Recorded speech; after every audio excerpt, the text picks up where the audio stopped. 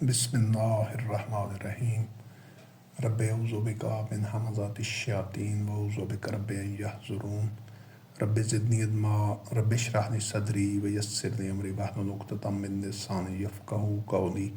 والسلام علی من اتبع الہدی حقیق علی ان اکون علی اللہ ان الحق۔ اللہ وحدہ لا شریک کی نازل کردہ کتاب ہدایت قرآن مبین میں سے جو مسلمان ہیں دنیا میں، ان کا جو ویژن ہونا چاہیے، جو رویا اور خواب ہونا چاہیے، جو ہدف، مشن اور نصب العین ہونا چاہیے، اس سلسلے میں جو اللہ کی آیات کی روشنی میں اس سے پہلے 8 دروس ہو چکے ہیں۔ ان درسوں میں اس مقصد کو، اس ہدف کو اللہ رب کریم کی آیات کی روشنی میں واضح کیا گیا ہے کہ جو بھی دنیا میں اپنے آپ کو ملت ابراہیم کا اتباع کرنے والے لوگ ہیں، قرار دیتے ہیں، دعویٰ کرتے ہیں کہ ہم ابراہیم خلیل اللہ علیہ السلام کی ملت پر ہیں، ہم لا الہ الا اللہ کے کلمہ پر قائم ہیں، مسلم ہیں، تو ان سب کے لیے آج کے دور میں بالکل اسی طرح لازم ہے کہ وہ جو تولیت کعبہ ہے اس وقت جن عرب آل سعود کے پاس ہے، ان مشرکین سے تولیت کعبہ لے کر دنیا بھر میں جو ابراہیم خلیل اللہ علیہ السلام کی ملت اور ذریت میں شامل لوگ ہیں، جو اس کے اہل ہیں، جو اپنے ایمان، کردار، اخلاص، تقوی، علم، اہلیت اور اللہ رب العزت کی نازل کردہ وحی کا خالص اتباع کرنے والے لوگ ہیں، جو ہوائے نفس کا اور شہوات کا اتباع نہیں کر رہے، جن کے قلوب میں اللہ کے علاوہ کسی کی خشیت نہیں ہے، تو ایسے لوگوں کے حوالے تولیت کعبہ کرنا تمام مسلمین کی ذمہ داری ہے۔ جب تک یہ اقدام نہیں اٹھایا جائے گا اس وقت تک دنیا سے فتنہ و فساد ختم نہیں ہو سکتا۔ تو یہی الحمدللہ رب العالمین ہمارا رویا ہے، جو محمد رسول اللہ علیہ السلام اور آپ کے متبعین کا رویا تھا، خواب تھا، ہمارا بھی یہی خواب ہے الحمدللہ رب العالمین۔ اور صدیوں سے چونکہ اس خواب کا شعور ہی نہیں ہے مسلمان، جو اپنے آپ کو مسلمان کہتے ہیں اس قوم میں، تو لہٰذا اس کے لیے جد و جہد بھی کوئی نہیں کر رہا۔ تو اس شعور کو، اس اللہ رب کریم کی آیات کی روشنی میں اس سب سے اولین اور بنیادی ذمہ داری کو سب سے ٹاپ پریورٹی پر، اولین ترجیح پر رکھ کر اس مقصد کو حاصل کرنا، یہی ہمارا خواب ہے، ہدف ہے، نصب العین ہے۔ اور ہم پوری دنیا میں جتنے بھی مسلمان ہیں اور دیگر جو اہل کتاب ہیں، یہود و نصارہ ہیں، جو دیگر مذاہب اور اقوام کے لوگ ہیں، سب کو یکساں طور پر یہ دعوت دے رہے ہیں، جس طرح انہی خطوط اور انہی اصولوں پر جس طرح جملہ انبیاء اور رسول علیہ السلام نے انسانوں کو دعوت دی، جو ان کے عہد میں موجود تھے۔ چونکہ محمد رسول اللہ علیہ السلام خاتم النبیین ہیں، تو اس کے بعد کسی نبی نے نہیں آنا، محمد رسول اللہ علیہ السلام خاتم النبیین کے بعد۔ تو یہ تمام جو مسلمین ہیں، جو مومنین ہیں، جو قرآن کریم کا اتباع کرنے کا دعویٰ کرتے ہیں، ان کی ذمہ داری ہے کہ وہ اسی جد و جہد کو، انہی اہداف کو حاصل کرنے کے لیے یہ اپنی جد و جہد اور کاوش جاری رکھیں۔ یہی ان کی زندگی کا ہدف اور نصب العین ہونا چاہیے۔ تو جس طرح نبی کریم علیہ السلام کے عہد میں مشرکین مکہ جو تھے، وہ بظاہر تو جو عبادات تھی، جو مناسک، جو ان کے مختلف جو اور تولیت کے تقاضے تھے، وہ پورے کر رہے تھے، لیکن وہ تھے مشرک۔ تو اسی طرح آج کے جو آل سعود ہیں وہ بھی جو ظاہری طور پر وہاں پر جو طواف وغیرہ اور اس طرح کی دیگر جو مناسک اور شعائر ہیں وہ جاری ہیں، لیکن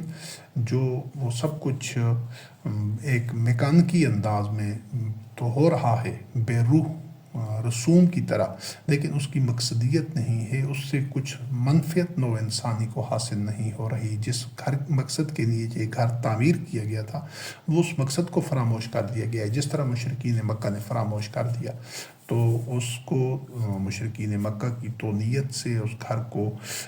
واپس لینا، آزاد کرانا، اور اس مقصد کے لیے اس گھر کو تصرف میں لانا جس کے لیے یہ بنایا گیا تھا۔ اور یہ جو پہلے حصے ہیں، پہلے دروس ہیں، ان میں وہ مقصد واضح کیا گیا ہے، اور اگلے اور آخری حصے میں انشاءاللہ اس کو مزید اس کا ایک خاکہ، ایک نقشہ، ایک سکیچ آپ کے سامنے رکھا جائے گا کہ عصر حاضر میں اس کی عملی شکل کیا ہوگی انشاءاللہ باذن اللہ۔ تو اس سے جو پچھلا درس تھا اس میں واضح کیا گیا تھا کہ دنیا میں گزشتہ ایک صدی کے قریب جتنا عرصہ ہو گئے، اس میں دو قبلے ہیں۔ ایک قبلہ جو ہے جس پر کہ ساری دنیا کے 8 ارب جو انسان ہیں، چاہے وہ کوئی بھی ممالک ہیں، تقریباً ساری آبادی، وہ تمام کے تمام اسی قبلہ پر قائم ہیں، اسی کا اتباع کر رہے ہیں۔ اور وہ قبلہ باطن ہے، وہ ہوائے نفس اور شہوات کا اتباع کرنے والوں لوگوں نے بنایا ہے۔ وہ اللہ کا گھر نہیں ہے، وہ بیت الناس ہے، اور وہ قبلہ ہے اقوام متحدہ، UN، اور اس کے جتنے ذیلی ادارے ہیں، پورا سٹرکچر، پوری دنیا کے جو لوگ ہیں وہ اس قبلہ پر سجدہ ریز ہیں۔ پہلی چیز تو اس کو اسی جو اس کی جو ساخت ہے اس قبلہ کی، جو اس کے بنانے والے ہیں، اور جب سے وہ بنا ہے، اور جس تہذیب نے، یعنی مغربی تہذیب نے اس کو بنایا ہے، اس کو تعمیر کیا ہے، تو اس کے پورے ایک ماضی کے اوپر نگاہ ڈالتے ہیں۔ لیکن جہاں یہ وضاحت ہے کہ یہ جو دوسرا قبلہ ہے، تو اس حساب سے دنیا کے تقریباً جو 6 ارب لوگ ہیں وہ اس ایک قبلہ کے اوپر سجدہ ریز ہیں، اس کے سامنے سجدہ ریز ہیں، اسی کا اتباع کر رہے ہیں۔ ٹوٹل 8 ارب ہیں دنیا کی آبادی، تو اس میں جو اکثریت نصارہ کی ہے، مسیحیوں کی، تو اور دیگر جو روس کے، چین کے، ہندوستان کے وہ لوگ بھی ہیں، وہ بھی بہرحال عالمی جو ایک ورلڈ آرڈر ہے، گلوبل ورلڈ آرڈر، اس کے تحت چونکہ سب اقوام متحدہ کے ممبر ہیں، تو مجموعی طور پر 8 ارب لوگ اس قبلہ کا اتباع کریں۔ وہ قبلہ بذات خود باطن ہے، کیونکہ آدمیوں کا بنایا گیا ہے، آدمیوں نے بنایا ہے آدمیوں کے لیے، اور وہاں پر آدمیوں کے ہی بنائے ہوئے قواعد، ضوابط، قوانین اور جو ان کے طور طریقے ہیں، انہی کے مطابق دنیا کا جو نظم ہے، جو سارے امور طے کیے جاتے ہیں، جو پورا ان کا پولیٹیکل اور سوشیو اکنامک سٹرکچر ہے، وہ جو ان کی سیاست ہے، معیشت ہے، معاشرت ہے، جو کچھ بھی ہے، وہ آدمیوں کی بنائی ہوئی ہے۔ لہٰذا جو کوئی بھی مومن، کوئی مسلم آدمیوں کے بنائے ہوئے قوانین کا اتباع نہیں کر سکتا، اس نظریے کا، اس آئین کا اتباع نہیں کر سکتا جو آدمیوں کا بنایا ہوا ہو۔ اس لحاظ سے جو نصارہ ہیں، جو مسیحی ہیں، جو اہل کتاب ہیں، جو بنیادی طور پر یہ دعویٰ کرتے ہیں کہ ہم عیسیٰ روح اللہ علیہ السلام کی جو کتاب ہے، انجیل جو ان پر نازل ہوئی ہے، اس کا اتباع کر رہے ہیں، تو وہ نصارہ بھی باطل موقف پر ہیں، کیونکہ اقوام متحدہ اس انجیل کی بنیاد پر قائم نہیں کیا گیا۔ انجیل خالص اللہ رب کریم کی طرف سے نازل کردہ کتاب ہے۔ اسی طرح جو یہود ہیں، بنی اسرائیل اہل کتاب، وہ بھی اس حوالے سے اقوام متحدہ کی جو وہ رکنیت ہے، ممبرشپ ہے، اور اس کی بنیاد پر انہوں نے اس کو قبلہ بنایا ہوا ہے، وہ بھی اسی طرح غلط ہیں۔ تو اس حوالے سے جو مسلمان ہیں، جو اپنے آپ کو مسلمان کہتے ہیں، دنیا میں 2 ارب ہیں، ان کا جو قبلہ ہے یہ بیت اللہ ہے، مسجد الحرام ہے، لیکن یہ اس قبلہ کے ساتھ علامتی طور پر وابستہ ہیں۔ حقیقت میں یہ یعنی ان کے سر یہاں پر بیت اللہ کی طرف ان کا رخ ہوتا ہے، سر ادھر جھکتے ہیں، لیکن ان کے جو مسلمانوں کے دل ہیں، قلوب ہیں، وہ UN کی طرف، اقوام متحدہ کی طرف جھکتے ہیں، اور ان کا 2 قبلے ہیں مسلمانوں کے۔ اس وجہ سے مسلمانوں کا صریحاً مشرک ہونا وہ اس سے ثابت ہوتا ہے کہ ان کے جو کہ اسی وجہ سے، اور یہ منافقت ہے تو جو منافقین کے متعلق اللہ رب کریم نے فرمایا کہ وہ فی الدرک الاسفل من النار، آگ کے نچلے گڑھے میں ہوں گے. تو وہ اسی وجہ سے یہ جتنی ذلت ہے اور جتنی رسوائی ہے اور جتنی غلامی محکومی ہے مسلمان قوم میں بحیثیت مجموعی، وہ اسی وجہ سے ہے کہ یہ منافقت میں اور شرک میں ہیں.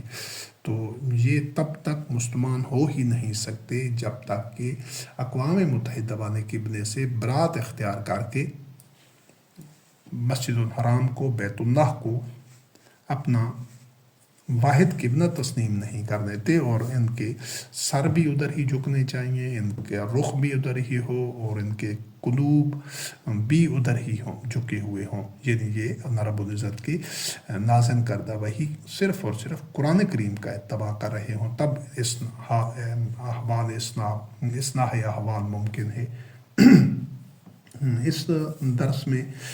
جو ایک طائرانہ نگاہ اس دوسرے قبلے، یہ جو باطن قبلہ ہے، یہ جو مسجد الحرام بیت اللہ والا قبلہ ہے، یہ قبلہ حق ہے، یہ اللہ کا گھر ہے، یہ اللہ رب کریم کے حکم پر بنایا گیا ہے. لیکن اس کے جو متولی ہیں، جن کے پاس تونیت کعبہ ہے، وہ حق پر نہیں ہیں، وہ حق کا اتباع کر نہیں رہے، وہ اس کے اہل نہیں ہیں، وہ قرآن کریم کا اتباع کرنے والے نہیں ہیں، بلکہ وہ شہوات اور ہوائے نفس کا اتباع کر رہے ہیں اور شرک کے مرتکب ہو رہے ہیں کہ انہوں نے علامتی طور پر اس قبلے سے وابستہ ہیں، اس کی تونیت ان کے ہاتھ میں ہے اور خود ان کا قبلہ اقوام متحدہ ہے. تو یہ ان کا جرم ہے، اسی جرم کی وجہ سے یہ اس کی تونیت کے اہل نہیں ہیں. باقی جہاں تک یہ دوسرا قبلہ ہے اور اس کی جو تہذیب ہے، اس سے متعلق یہ اس کو یوں سمجھ لیں کہ عصر حاضر کے جو عالمی طاغوت کا ماضی ہے، یعنی مغرب کی تقریباً 500 سالہ تاریخ بشمول دیگر جو عالمی طاغوتی طاقتیں ہیں، اس کے اوپر نگاہ ڈالتے ہیں. تو اس کی ابتدا، تو اس کی جو روٹس ہیں مغربی تہذیب کی، جو دنیا میں اس وقت رائج ہے اور جس کا جو قبلہ ہے وہ اقوام متحدہ ہے، تو اس کی جو ابتدا یا اس کے جو روٹس ہیں وہ تو 6 صدی عیسوی قبل مسیح علیہ السلام سے 8ویں صدی عیسوی تک، یہ جس وقت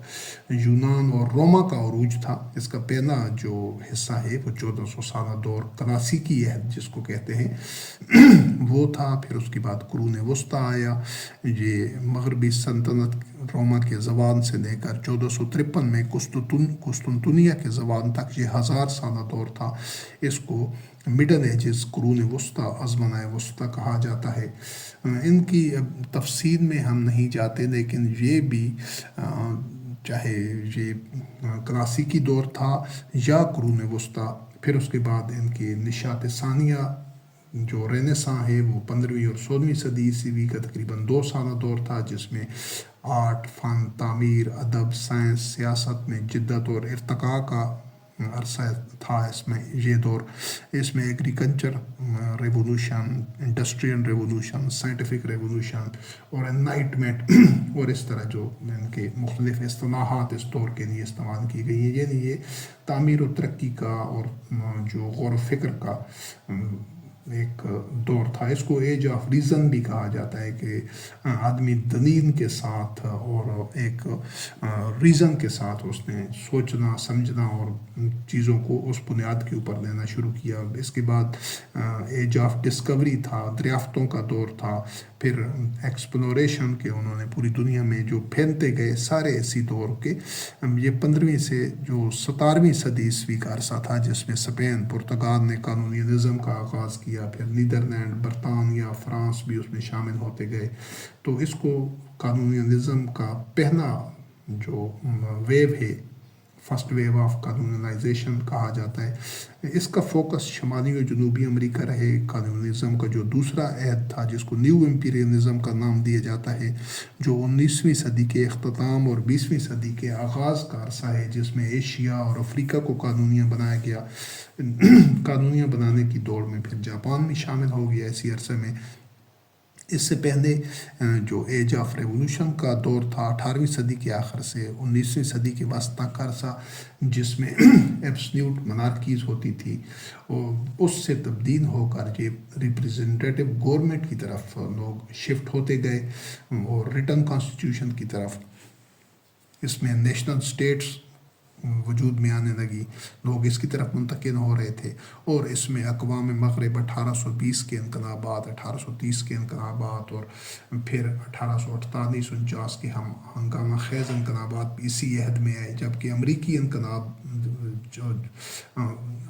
ریولوشنری وار جو تھی 1765 سے 1783 تک، پھر فرینچ کا انقلاب، فرانس کا نیپولین وارز جو تھی، سب اسی عرصہ کے واقعات ہیں۔ پھر اس کے بعد ماڈرنیٹی، جدیدیت اور ماڈرن ایرا 1500 عیسوی سے لے کر 1945 تک، جس میں جنگ عظیم اول ہوئی، جنگ عظیم دوم ہوئی، اور اس کے بعد کا جو عرصہ ہے، سرد جنگ تک کا جو عرصہ ہے 1947 سے 91 تک، اس سارے عرصے کو کنٹمپریری ہسٹری کا نام دیا جاتا ہے، جو ہم عصر تاریخ ہے۔ اس سے ایک سٹیپ پیچھے جائیں تو وہ جو منگول امپائر کا دور تھا، وہ جس میں 1206 سے لے کر 1368 تک، اس ایریے میں، اس عرصے میں منگول امپائر کا پر ایک نگاہ ڈال کر پھر اس مغربی تہذیب کی طرف واپس آتے ہیں کہ جو منگول امپائر تھی، جو اس نے دنیا میں ایک طاقت و تاراج اور قتل و غارت کاری کا سلسلہ شروع ہوا، تو اس میں جو تقریباً 60 لاکھ مسلمان قتل ہوئے، ٹوٹل 2 سے 5 کروڑ ہلاکتیں ہوئیں، یعنی انسانی جان کا اتنا ضیاع ہوا، وہ جو ایک درندگی کا اور ایک جارحیت کا جو رویہ اختیار کیا گیا۔ اس سے پہلے یہ چیز واضح کی جا چکی تھی کہ اس کے بعد پھر وہ جو سلطنت عثمانیہ، جس کو خلافت عثمانیہ کا نام دیا جاتا ہے، 600 سالہ تاریخ ہے اس کی، 1299 سے 1922 تک۔ تو یہ جو ہلاکو خان اور چنگیز خان اور ان کا جو دور تھا، اور اس میں جو 2 کروڑ سے 5 کروڑ تک ہلاکتیں ہوئیں، تو اس کی بنیادی وجہ یہ تھی کہ یہ کوئی بہت زیادہ پرانا عرصہ نہیں ہے، صرف آج سے 600 تقریباً سال پہلے کے، یہ 800 سال پہلے کے واقعات ہیں کم و بیش۔ تو اس میں یہ اگر جو مسلمان، یہ بظاہر تو یہ جو جرائم تھے، یہ منگول امپائر یا جو منگول حکمران تھے وہ لوگ کر رہے تھے، جتنی یہ حرث و نسل کو برباد کر رہے تھے، جتنا قتل و غارت کری اور طاقت و تاراج لوٹ مار کر رہے تھے، لیکن اس کے جو براہ راست ذمہ دار تھے، یہ جو اس پر بھی منگول امپائر بھی اس کے ان جرائم کے ذمہ دار تھے، لیکن ان کے اصل ذمہ دار اس دور کے مسلمان حکمران تھے، کیونکہ یہ مسلمان حکمرانوں کی ذمہ داری تھی کہ وہ نہ صرف یہ کہ دنیا بھر میں جو مسلمان ہیں ان کا تحفظ کرتے، بلکہ تمام انسانوں کا بھی تحفظ کرتے اور ظلم کا راستہ روکتے۔ مسلمان یہ کام کرنے میں ناکام رہے، نااہل ثابت ہوئے، تب ان کو موقع ملا اور انہوں نے جو سپیس ملی کہ انہوں نے یہ کچھ کیا۔ تو اس چیز کو سمجھنا ضروری ہے کہ گزشتہ 1000 سال سے زائد کے عرصے میں، یعنی یہ جتنا بھی یہ 10 12 13 صدیاں گزری ہیں، اس سارے عرصے میں دنیا میں جتنا بھی ظلم، شر اور فساد ہوا ہے، چاہے وہ مغربی تہذیب نے کیا ہے، چاہے وہ سلطنت عثمانیہ نے کیا ہے، چاہے منگول امپائرز نے، چاہے اور دیگر جو جتنے جارحین تھے، بڑے کابر مجرمین تھے جنہوں نے یہ دنیا میں فساد پھیلایا ہے، اس کے اصل ذمہ دار اس دور کے مسلمان تھے، جن کے پاس تولیت کعبہ تھی، کیونکہ انہوں نے یہ چیز روکنی تھی۔ اللہ رب کریم نے محمد رسول اللہ علیہ السلام کے عہد میں اسی مسلم قوم کو جو تشکیل دیا تھا، جو اس کی بنیاد رکھی تھی، جو اس کو ایک وہاں پر پیدا کیا تھا، اسی کی ذمہ داری تھی، اسی کو اللہ رب کریم نے اخرجت للناس شہداء علی الناس امتاً وسطاً قرار دیا تھا، خیر امتاً قرار دیا تھا۔ اس نے سارے جو عرضی امور ہیں کہ تاکہ دنیا میں عدل و قسط ہو، ظلم نہ ہو اور نوع انسانی ترقی کرے، محفوظ رہے، امن و سلامتی سے رہے، خوشحالی رہے، اس چیز کو انہوں نے ہی یقینی بنانا تھا مسلمانوں نے، لیکن وہ ایسا کرنے میں نہ صرف بری طرح ناکام رہے، بلکہ مستقل طور پر نااہل بھی ثابت ہوئے اور خود عبادت طاغوت بن گئے، جس طرح پہلے واضح کیا جا چکا ہے کہ یہ تو خود پھر گزشتہ 500 سال سے مغربی تہذیب کے آگے سجدہ ریز ہیں، عبادت طاغوت بن چکے ہیں، اور ذلت میں اور ذلالت اور جہالت میں ان کے تو اپنے دو قبلے بن چکے ہیں کہ یہ عصر حاضر میں تو جتنے یہ 2 ارب کے قریب یہ جو اپنے آپ کو مسلمان کہتے ہیں، یہ کچرے کی ڈھیر کی طرح، یہ مطلب جس طرح ایک ردی ہوتی ہے، وہ جس طرح بنی اسرائیل اپنی سرکشی اور اپنے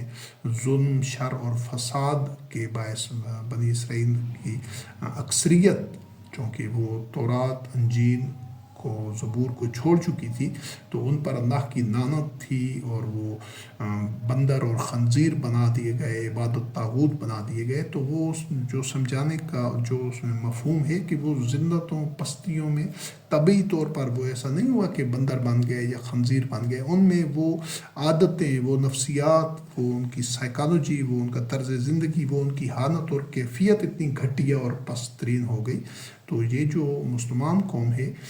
اس کے ساتھ بھی یہی معاملہ ہے، یہ بھی ابھی اسی طرح اللہ کے غضب میں ہیں، ملعون ہے ان کی اکثریت، اور بندر اور خنزیروں جیسی ہے، عبادت طاغوت ہیں۔ کیوں کہ اللہ وحدہ لا شریک کی بارگاہ میں کوئی انسان سگے یا سوتینے نہیں ہوتے، کوئی بھی نسل، کوئی بھی ان کی اگلی نسل اللہ رب العزت کی بارگاہ میں، اس کی میزان میں ایک سٹینڈرڈ ہے، ایک معیار ہے، جو اس معیار پر پورا اترے گا چاہے کوئی بھی ہو، تو ان کو اللہ رب العزت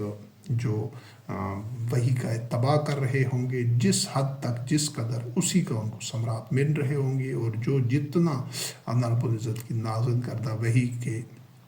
خلاف چل رہے ہوں گے، ہوائے نفس اور شہوات کا اتباع کر رہے ہوں گے، شیاطین کا اتباع کر رہے ہوں گے، خود ساختہ مذہبی پیشواؤں کا اتباع کرتے ہوئے وہ اسی طرح ذلت میں، ضلالت میں، پستی میں، جہالت میں، تفرقہ میں، اختلافات میں، بغی بینہم میں مبتلا ہو کر وحدت ختم ہو جائے گی، الفت ختم ہو جائے گی، اخلاص ختم ہو جائے گا، ایثار ختم ہو جائے گا، مودت ختم ہو جائے گی، اور وہ قلوبہم شتہ، وہ ٹکڑے ٹکڑے اور تفرقہ میں مبتلا ہو جائیں گے، اور یہ جو پستی ہے یہ ان کو پھر اسی طرح عبادت طاغوت اور بندر اور خنزیر اور ملعون بنا دیتی ہے۔ تو بالکل اس کو سارا جو آج تو یہ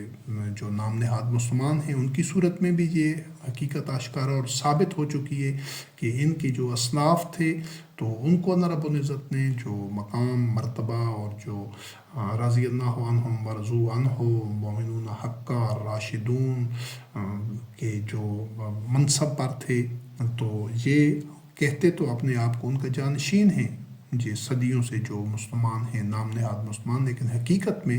ان کا محض جانشین ہونا جس طرح بنی اسرائیل کے کسی کام نہیں آیا، جو اہل کتاب بنی اسرائیل تھے، اہل انجیل، اہل تورات، اہل زبور، تو ان میں بھی بالکل یہی معاملہ ہوتا تھا کہ ان کی جو جنریشنز، جو نسلیں اپنی اپنی کتب وحی کا اتباع کر رہی ہوتی تھی، انبیاء اور رسول علیہ السلام کے جو اسوہ حسنہ پر ان کے راستے پر چل رہی ہوتی تھی، ان کو اللہ رب العزت نے بیش بہا انعامات دیے، ان کے ساتھ اپنے وعدے پورے کیے، ان کو فضیلت دی اقوام عالم پر، اور ہر طرح کی ان کو استخلاف فی الارض دیا، تمکن دین اور ہر طرح کی نعمتیں۔ پھر انہی کے جو جانشین آئے تو وہ ناخلف ثابت ہوئے، تو پھر یہ چیز نہیں دیکھی گئی کہ وہ تو بنی اسرائیل ہیں، وہ یا وہ اہل کتاب ہیں، دعویٰ کر رہے ہیں یعنی کہ اس چیز کا، تورات کا، زبور کا، انجیل کا اتباع کرنے کا، یا بظاہر جو وہ جن کو وہ اعمال کہہ رہے تھے، اعمال صالح قرار دے رہے تھے، دین اور شریعت قرار دے رہے تھے، اس پر بظاہر کاربند بھی تھے، لیکن اس کے باوجود اللہ رب کریم نے ان پر جو لعنت کی، ان پر غضب نازل ہوا، اور ان کو بندر، خنزیر اور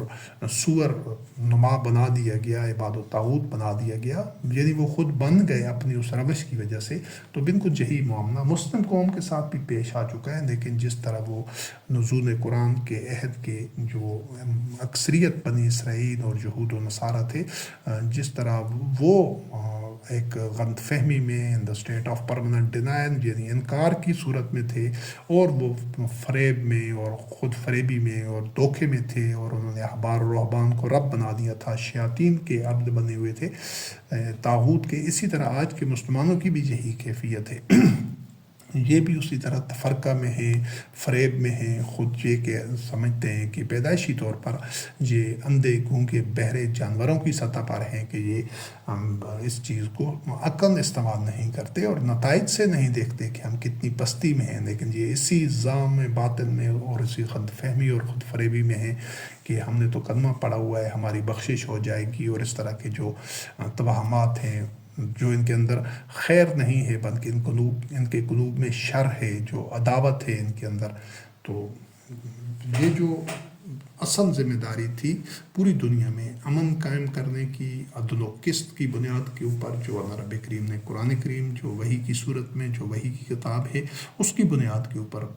ساری دنیا میں موجود مسلمانوں کے امور کو سنوارنا اور ان کی اصلاح کرنا، اور تمام انسانوں کے امور کی نگرانی کرنا، اصلاح کرنا، تاکہ دنیا میں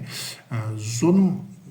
کا رواج نہ ہو، دنیا میں ناجائز استحصال اور جبر اور محکومی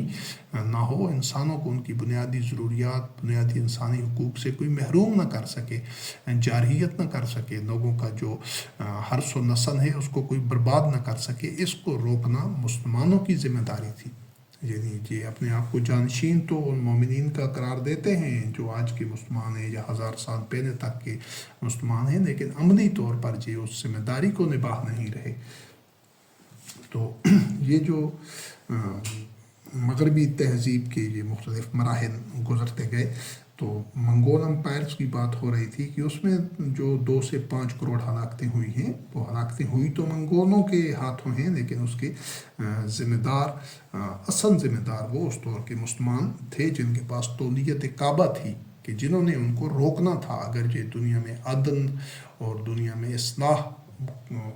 ہوتی، قرآن کریم کے مطابق ایک نظام چل رہا ہوتا جو مسلمانوں میں یا دیگر انسانوں میں، تو کوئی اس چیز کی جرت ہی نہیں کر سکتا کہ وہ اتنا فساد پھیلا سکے، بلکہ اس کو پہلے مرحلے پر ہی اس کو روک دیا جاتا، لگام دی جاتی، اور اگر وہ اس کی مرتکب ہوتا فساد کا تو اس کو نشان عبرت بنا دیا جانا چاہیے تھا، لیکن ایسا نہیں ہوا۔ اب ہم دیکھتے ہیں کہ یہ جو مغربی تہذیب ہے گزشتہ خاص طور پر 500 سال میں، تو اس نے نوع انسانی کو کیا دیا ہے اور اس کی حقیقت کیا ہے، اور اس کا جو بظاہر ایک روشن چہرہ ہے، حقیقت میں وہ کتنا تاریک ہے اور کتنا وہ غلیظ اور گناؤنا ہے، اور کتنا اس میں بھی منافقت ہے، کتنے دوہرے معیار ہیں، جو اس کے پروز اینڈ کانز ہیں۔ اس سے پہلے، سب سے پہلے ہم اس کی جو مثبت چیزیں ہیں، جو اس تہذیب کے ایک پازیٹیو چیزیں ہیں، اس کو ہم الحمدللہ رب العالمین عدل و قسط کی روشنی میں، عدل و قسط کی بنیاد پر ان کا اعتراف کرتے ہیں، اور وہ بنیادی طور پر ایک ہی ہے۔ اس کو وضاحت، پہلے اس کا اعتراف، پھر ان کے جو کونز ہیں، جو ان کے منفی پہلو ہیں، ان کو بھی اجاگر کیا جائے گا، لیکن پہلی چیز یہ ہے کہ اس 500 سال میں وہ جو ایک روایتی غلامانہ ذہنیت تھی اور عقل و فکر کو استعمال نہ کرنے والی ایک صدیوں سے سوچ چلی آ رہی تھی، تو اقوام مغرب نے اس جبر کو، محکومی کی زنجیروں کو توڑا اور عقل و فکر سے کام لینا شروع کیا، اور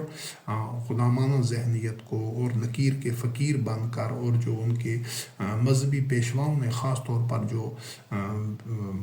مسیحی ہیں، نصارہ ہیں، ان کے جو مذہبی پیشواؤں کی جو جہالت تھی، خود ساختہ مذہبی تصورات تھی، انہوں نے اس کو انقلابی سوچ کے ذریعے اس کو توڑا، اس سحر کو اور خود کو ان زنجیروں سے آزاد کیا۔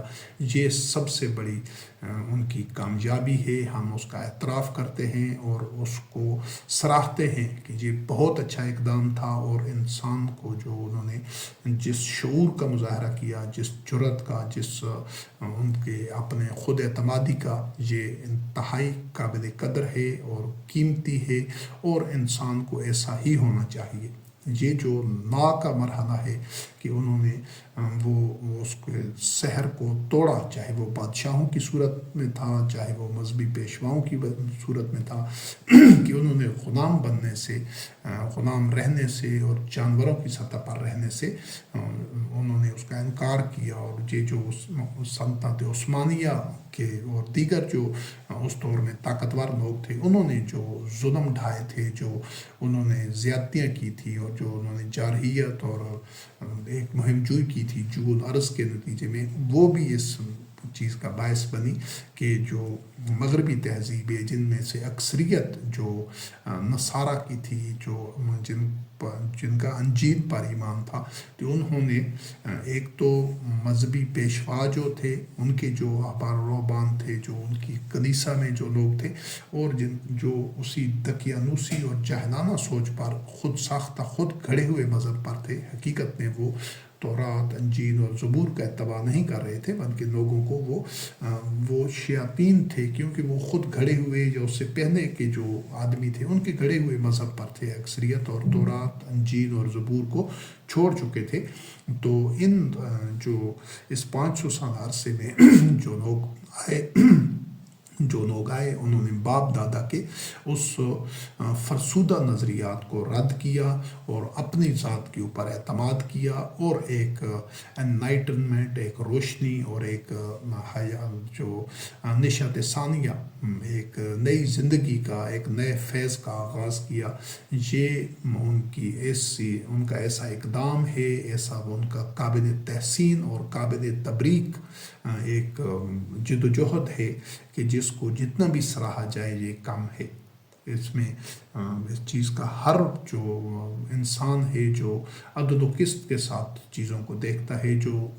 جانبدار نہیں ہوتا بلکہ معاملات کو غیر جانبداری سے ایک کسوٹی پر، ایک سٹینڈرڈ پر پرکھتا ہے، وہ اس کو ان کا اعتراف کرنا چاہیے۔ اس میں تمام وہ لوگ ہیں جو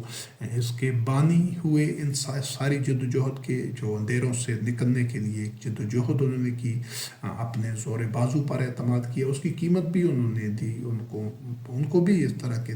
کے مسائل پیش آئے، رکاوٹیں پیش آئیں، لیکن انہوں نے یہ ساری رکاوٹیں عبور کی، تو وہ قابل تحسین اور قابل تبریک ہیں، اور ہم اس کا کھلے دل سے اعتراف کرتے ہیں، اور ان کی اس جد و جہد کو ایک پورے اس انسانیت کے سفر میں ایک وہ سنگ مین ہے، وہ ارتقاء کا۔ لیکن بڑے دکھ کی بات ہے کہ جو جن کو اللہ رب کریم نے یہ ذمہ داری سونپی تھی مسلمانوں کو، وہ منحوس، ان کی اکثریت جو شیاطین کے سحر میں مبتلا ہے، وہ ابھی تک ان کی اکثریت یہ قدم بھی نہیں اٹھا سکی۔ یہ جو ایک بغاوت ہے، یہ جو ایک دقیانوسی سوچ کے خلاف، جہالت کے خلاف، یہ غلامانہ ذہنیت کے خلاف، جو آبا کی ایک اندھی تقلید کے خلاف جو ایک جد و جہد ہے مسلمان قوم میں، جو اپنے آپ کو مسلمان کہتے ہیں، وہ باقاعدہ طور پر اس کے بھی ابھی آغاز نہیں ہو سکا۔ یعنی وہ مرحلہ جو بہرحال طے کرنا ہوگا اس بغاوت، یعنی سب سے پہلے جو طاغوت سے اور ایک شیطانی جو قوتیں ہیں ان کو رد کرنا پڑتا ہے، ان سے برات اختیار کرنی پڑتی ہے، ان کی نفی کرنی پڑتی ہے، ان سے کفر کرنا ہوتا ہے۔ فَمَن یکفر بالطاغوت وَیُؤْمِن بِاللَّہِ۔ تو ابھی وہ جو مسلمان جو اپنے آپ کو کہتے ہیں، وہ تو اس کفر بھی نہیں کر سکے، اس طاغوت کا کفر بھی نہیں کر سکے۔ اللہ رب کریم پر ایمان لانے کا جو مرحلہ ہے وہ بعد کا ہے۔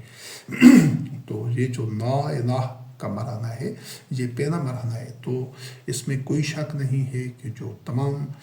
انقلابی لوگ تھے، جو جس طرح پہلے واضح کیا جا چکا ہے کہ انہوں نے آرٹ میں، فن میں، تعمیر میں، سائنس میں، سیاست میں جدت اور ارتقاء کا جو ایک ریولوشن تھا، وہ لوگ انہوں نے وہ جو صدیوں سے چلا آ رہا سحر تھا، طلسم تھا، جو ایک باطن، ایک ڈگوسنا اور کھوکھنا ایک نظام تھا، جو بیت العنکبوت تھا، اس پر انہوں نے ضربیں لگائیں، اس کے لیے جد و جہد کی اور اس کو توڑا، اور ان کی یہ جو مذہبی پیشوا تھے، جو باطن پرست تھے، جن کی اکثریت، ان کو انہوں نے دھکیل کر پیچھے ان کی حدود میں پھینک دیا، اور خود پورے عزم اور اعتماد کے ساتھ اور آزادی کے ساتھ انہوں نے زندگی کی شاہراہ پر چلنے کے ایک نئے چلن اور ایک نئی طرح ڈالی، ایک نیا رواج انہوں نے اپنایا، ایک نئے انداز کو اپنایا، نیا رواج اس وقت جو بتدریج، لیکن یہ ایک مرحلے میں نہیں ہوا، ایک نیا رواج بنا تو جو آج تک چل رہا ہے۔ لیکن یہاں پر اس چیز کو دیکھنا ہے کہ جو کچھ انہوں نے کیا ہے اور پھر اس سارے تجربات سے اور جو جس پروسیس سے وہ گزرے ہیں، اس میں یقیناً اس کے بہت ساری جو تاریک پہلو بھی ہیں، جو اس میں غلط چیزیں ہیں، ان کا بھی ان کا تجزیہ کیا جائے گا اور وہ بیان کی جائیں گی۔ ایک تو یہ ہے کہ انہوں نے وہ جمود کو توڑا، انہوں نے وہ جو زنجیریں تھیں ان کے گلے میں جو طوق تھے، جو مذہبی پیشواؤں نے اور حکمرانوں نے ایک پہنائے ہوئے تھے صدیوں سے، اور نسل در نسل وہ عقل، فکر، شعور کے استعمال سے عاری تھے، وہ سمن بکم عمج فہم لا یرجعون، اس کیفیت میں مبتلا تھے، اور کانعام بل ہم اضل، جانوروں کی سطح پر جو ان کی نسلیں پہلی چلی آ رہی تھی، تو اس جو سحر کو انہوں نے توڑا اور انہوں نے عقل و فکر کا استعمال شروع کیا، انہوں نے جد و جہد کی، انہوں نے دلیل اور برہان اور تنقید اور ایک سٹینڈرز بنائے، اس دلیل اور برہان کا اور تنقید کا راستہ اپنایا، اور چیزوں کے کھوج میں اور حقائق کی بنیاد کے اوپر انہوں نے زندگی کے ایک نئے پیرائے میں، نئے سفر میں، ایک نئے فیض میں داخل ہو گئے۔ یہ انتہائی قابل قدر چیز ہے اور انتہائی ایک ان کا جرأت مندانہ اور درست اقدام تھا، اس میں کوئی دو رائے نہیں ہے۔ اس کے چاہے تمام کے تمام انسانوں کو اس کا اعتراف کرنا چاہیے، اور اس کے پھر ان کو ثمرات بھی ملے جب انہوں نے باطن ایک جہالت پر مبنی باطن نظام کو توڑا، تو اس کے جو ان کو ثمرات ملے اس کا بھی تذکرہ کرتے ہیں۔ تو لیکن مسلمان جو اپنی اسی خوف کی وجہ سے، اپنی جانوروں کی سطح پر ہونے کی وجہ سے، عقل دشمن ہونے کی وجہ سے، اپنی توہمات میں اور جہالت میں مبتلا ہونے کی وجہ سے، اور اپنی مقلدانہ ذہنیت کی وجہ سے یہ مرحلہ بھی ابھی تک طے نہیں کر سکے۔ اس کے ساتھ جو دوسرا اسی سے ہی جڑا ہوا ہے، اس کی بھی اس پر بھی نگاہ ڈالتے ہیں، جو ایک قابل تحسین، قابل قدر اور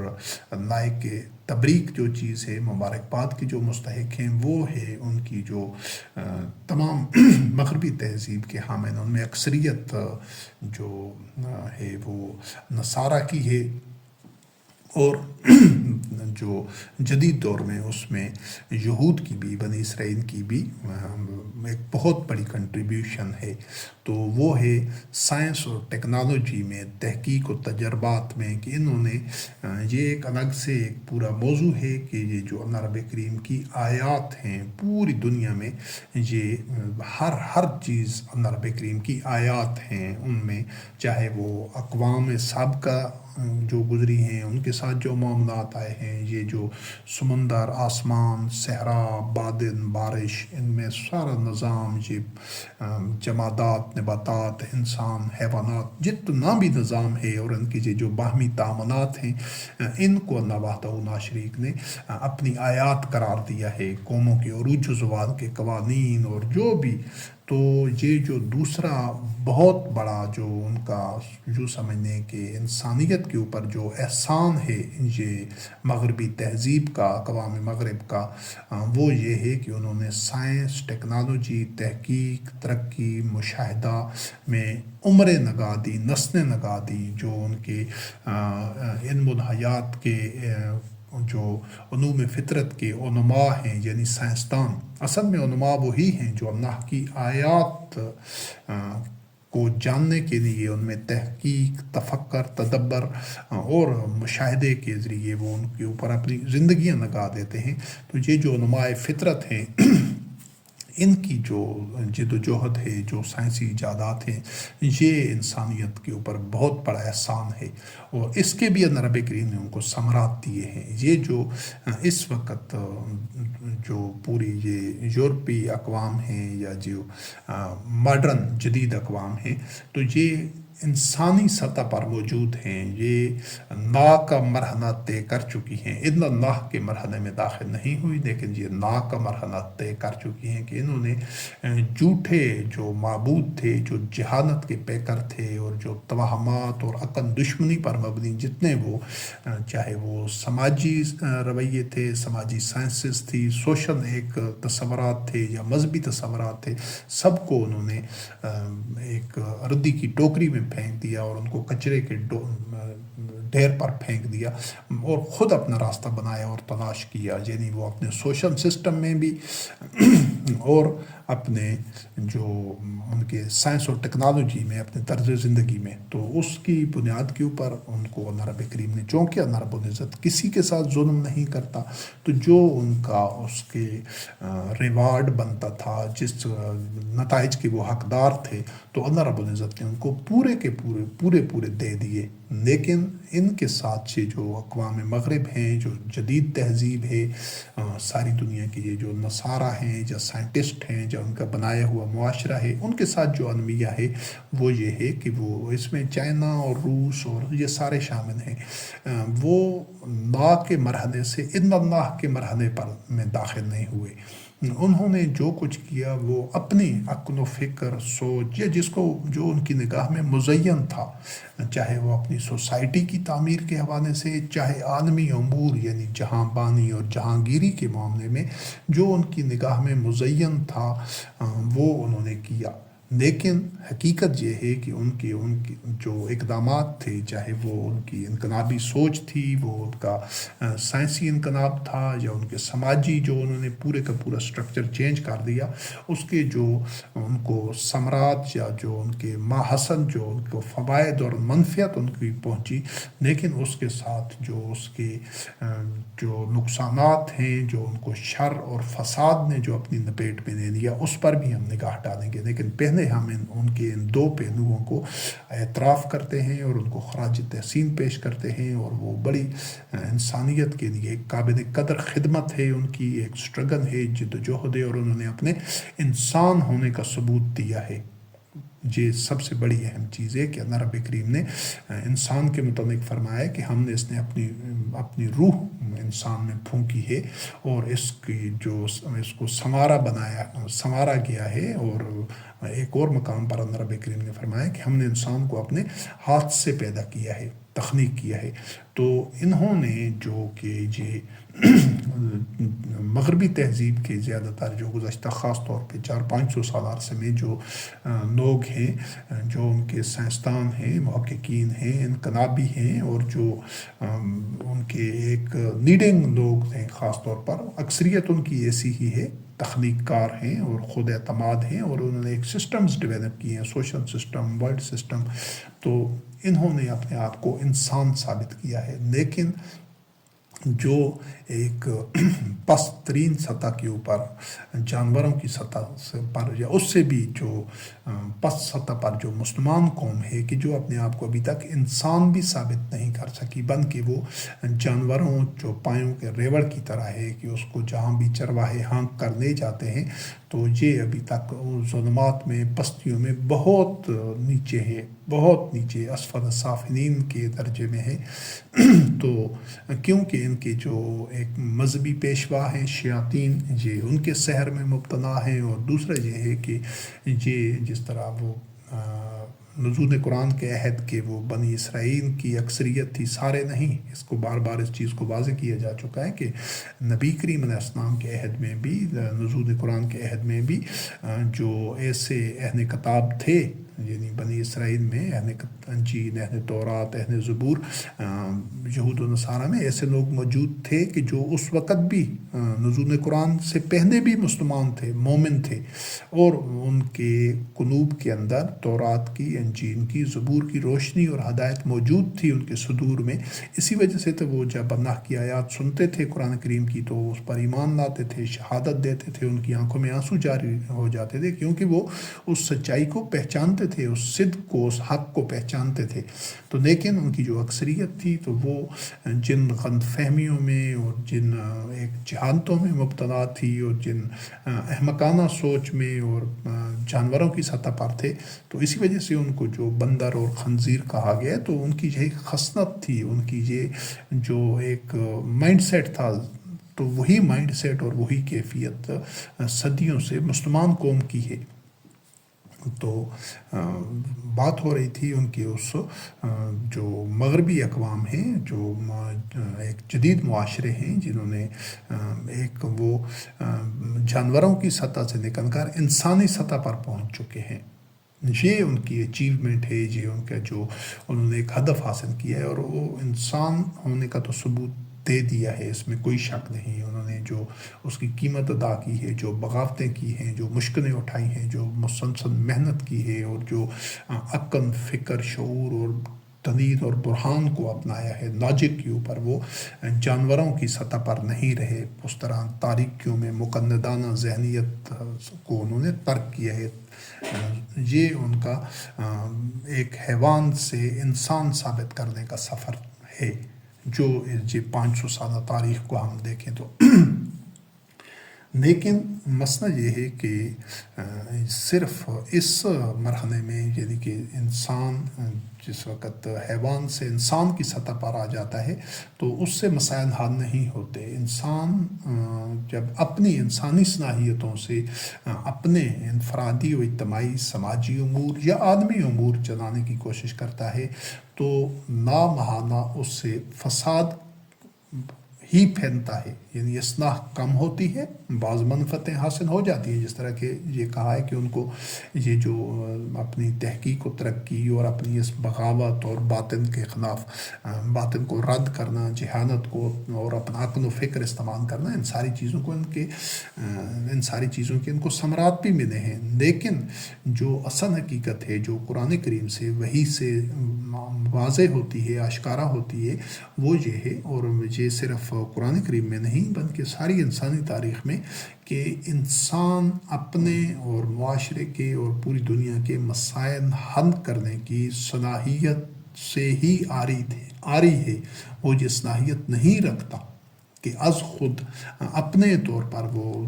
چیزوں کو طے کرے، پیمانے مقرر کرے، اور پھر اصول، قاعدے، ضابطے بنا کر پھر ان کے مطابق وہ مسئلے حل کرے۔ اگر وہ ایسا کرے گا تو فساد پھیلائے گا، اور خود بھی اس فساد کی لپیٹ میں آئے گا، اور الٹیمیٹلی وہ تباہی کا باعث بنے گی۔ تمام جو اقوام تھی اس سے پہلے جو ہلاک ہوتی رہیں، تباہ ہوتی رہیں، ان میں یہی نقص اور بیماری تھی، اور یہی ان کی غلط فہمی تھی کہ وہ اپنے آپ کو عقل کل سمجھتے تھے، اور سیلف سفیشینٹ سمجھتے تھے، اور یہ سمجھتے تھے کہ ہم اپنے مسائل خود حل کر سکتے ہیں، کیونکہ اللہ رب کریم نے مختلف اقوام کے جو قرآن مجید میں واقعات بیان کیے، ان میں ایسے تھے کہ جن کے پاس اس طرح کے سائنس اور ٹیکنالوجی تھی، اور انہوں نے مطلب ہے کہ بہت ساری اچیومنٹس کر رکھی تھی، جس طرح اقوام مغرب نے اب کی ہوئی ہے، تو لیکن اس کے باوجود وہ وحی کا اتباع نہیں کر رہے ہوتے تھے۔ اس دور کے جو انبیاء اور رسول علیہ السلام تھے، جو ان کو وہ رہنمائی دے رہے ہوتے تھے جس کو از خود سیکھنے کا، حاصل کرنے کا، یا تجربات سے، مشاہدات سے اس حقیقت کو پانے کا انسان کے اندر وہ جوہر، منقع اور صلاحیت ہی نہیں ہے، تو اس سے وہ انکار کرتے تھے۔ تو یہ جو چیز ہے، یہ تکبر میں آتی ہے، استکبار میں آتی ہے، کہ انسان اپنے آپ کو اللہ وحدہ لا شریک کا عبد بنانے کی بجائے یہ عقیدہ اور یقین اور اس آئیڈیالوجی اور اس نظریے پر ہو کہ ہم اپنے مسائل خود حل کر سکتے ہیں۔ یہ جو تصور ہے اور سوچ ہے، یہ باطل ہے۔ یعنی انسان تو وہ بن گئے ہیں، جانوروں کی سطح سے انسانوں کی سطح پر تو آ گئے ہیں، لیکن جو انسان سے آگے مومن ہونے کا مرحلہ ہے، اور جس کی بنیادی پہچان یہ ہے کہ وہ اپنے جو اس کے امور ہیں، جو اس کے اپنے ذاتی معاملات ہیں، سماجی معاملات ہیں، اور سوشل جتنے بھی معاملات ہیں اجتماعی، وہ ان کی جو ان کو حل کرنا، ان کو چلانا، وہ اپنی مرضی پر نہیں چلاتا، اپنی صوابدید پر، اپنی سوچ بچار، عقل فکر کو اس کے لیے کافی نہیں سمجھتا، بلکہ وہ رہنما اصول جو ہیں وہ اللہ رب کریم کی وحی سے لیتا ہے، اور لیکن اس کو جو اس کا اطلاق ہے وحی کا، یا اس وحی کی روشنی میں جو ایک سٹرکچر بدلتے ہوئے حالات میں جو انتظامات اور نظام بنانا ہے، اس میں وہ عقل، فکر، شعور اور قلب اور فؤاد کو بروئے کار لاتا ہے، مشاورت کرتا ہے۔ تو یہ جو مغربی اقوام ہیں، ان کو جتنے بھی جو ان کے ایک ثمرات تھے، جو فوائد تھے، جو منفعتیں تھیں، وہ تو ان کو مل گئی ہیں، لیکن جو ان کو درپیش خطرات ہیں، یا جو ان کو درپیش چیلنجز ہیں، یا جن خطرات میں یہ گھرے ہوئے ہیں، یا جو ان کو مشکلات پیش آ رہی ہیں، جو ان کو ایک جان توڑ مشقت کرنی پڑ رہی ہے، اور یہ ہر وقت یہ خوف میں مبتلا ہیں، اور خطرات کا خنجر ان کے اوپر لٹک رہا ہے، اور یہ ہر گزرتے وقت کے ساتھ زیادہ ان کا نظام نازک اور ڈیلیکیٹ اور عدم توازن سے دو چار ہونے کے قریب جا رہا ہے۔ پورے گلوب کا نظام وہ صرف اس وجہ سے ہے کہ انسان اس قابل نہیں ہے کہ وہ اپنے معاشرتی عالمی امور کو خود مکمل طور پر اصلاح پر قائم رکھ سکے۔ اس کو اصلاح کے لیے، اس کو تحفظ، امن اور سلامتی کے لیے اللہ رب العزت کی نازل کردہ وحی پر انحصار کرنا ہوتا ہے، اسی کا اتباع کرنا ہوتا ہے، اسی کے مطابق اس کو ایک نظام تشکیل دینا ہوتا ہے۔ جو لوگ اس سے انکار کرتے ہیں، اور ماضی میں کئی اقوام کر چکی ہیں، باوجود اس سے کہ اس کے پاس افرادی قوت تھی، معیشت ان کی بہتر تھی، ان کے پاس سائنس اور ٹیکنالوجی تھی اس عہد کے حساب سے، اس کے باوجود وہ برباد ہو گئی۔ اور یہ جو مغربی نظام ہے، اقوام مغرب ہیں، باوجود اپنی سائنسی دریافتوں کے، باوجود اپنے ایک سٹرکچر اور سیٹ اپ کے، باوجود اپنی یہ جانوروں سے انسانوں کی سطح پر آ جانے کے، عقل و فکر استعمال کرنے کے سب کچھ کے باوجود، یہ بھی تباہ و برباد ہو جائیں گی اور آگ کے گڑھے میں گر جائیں گی۔ کیوں کہ انسانوں کا جو بنایا گیا نظام ہے، اس کی جو بنیاد ہوتی ہے وہ ہوتی ہے شہوات کے اوپر اور ہوائے نفس کے اوپر، کہ انسان اپنے آپ کو اس وقت تک ان چیزوں سے بچا ہی نہیں سکتا۔ وہ تعصب اور عداوت انفرادی مفادات کے لیے شوہے نفس کی صورت میں ہو سکتی ہے، وہ قومی حمیت جاہلیت کی بنیاد کے اوپر ہو سکتی ہے، وہ خاندان کے مفادات کے تحفظ کے لیے۔ کیوں کہ آدمیوں کے مفادات میں ٹکراؤ ہوتا ہے، تصادم ہوتا ہے، اور یہ اصول طے شدہ ہے کہ آدمی جب بھی شیاطین کے سحر میں مبتلا ہوتا ہے تو اس کے اندر عداوت پیدا ہونا لازمی ہے۔ ابھی ہم اس کا جائزہ لیں گے جو زمینی حقائق ہیں ان کی روشنی میں، تو یہ روز روشن کی طرح واضح ہو جائے گا۔ یہ نوشتہ دیوار ہے کہ اس وقت تمام دنیا کی جو اقوام ہیں، جو ممالک ہیں، ایک دوسرے سے شدید ترین عداوت کا شکار ہیں، اور یہ عداوت ختم کرنے کی صلاحیت رکھتی ہے تو وہ صرف اور صرف اللہ رب کریم کی نازل کردہ وحی رکھتی ہے۔ وہ اللہ رب العزت احسن الخالقین ہے، خالق و کل شے ہے، وہ علیم الحکیم ہے، جس نے یہ پوری کائنات بشمول انسانوں کے تمام مخلوقات بنائی ہے۔ وہ بہتر جانتا ہے کہ ان کو امن و سلامتی کے ساتھ اور ان کو فوز و فلاح کی منزل پر پہنچنے کے لیے کس طریقہ کار کی اور کس انداز کی انفرادی و اجتماعی زندگی کو کن پیکروں میں ڈالنے کی ضرورت ہے۔ یہ رہنمائی جب انسان اپنا لیتا ہے تو پھر یہ جو کاروان انسانیت ہے، یہ امن و سلامتی اور فوز و فلاح اور خیر کی منزل پر جا کر پہنچتا ہے، کہ یہ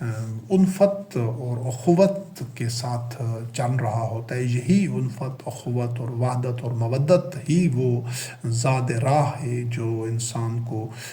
دنیا میں بھی اس کی ایک جو زندگی ہوتی ہے وہ جنتی زندگی ہوتی ہے، اور آخرت میں بھی وہ جنت الفردوس اس کا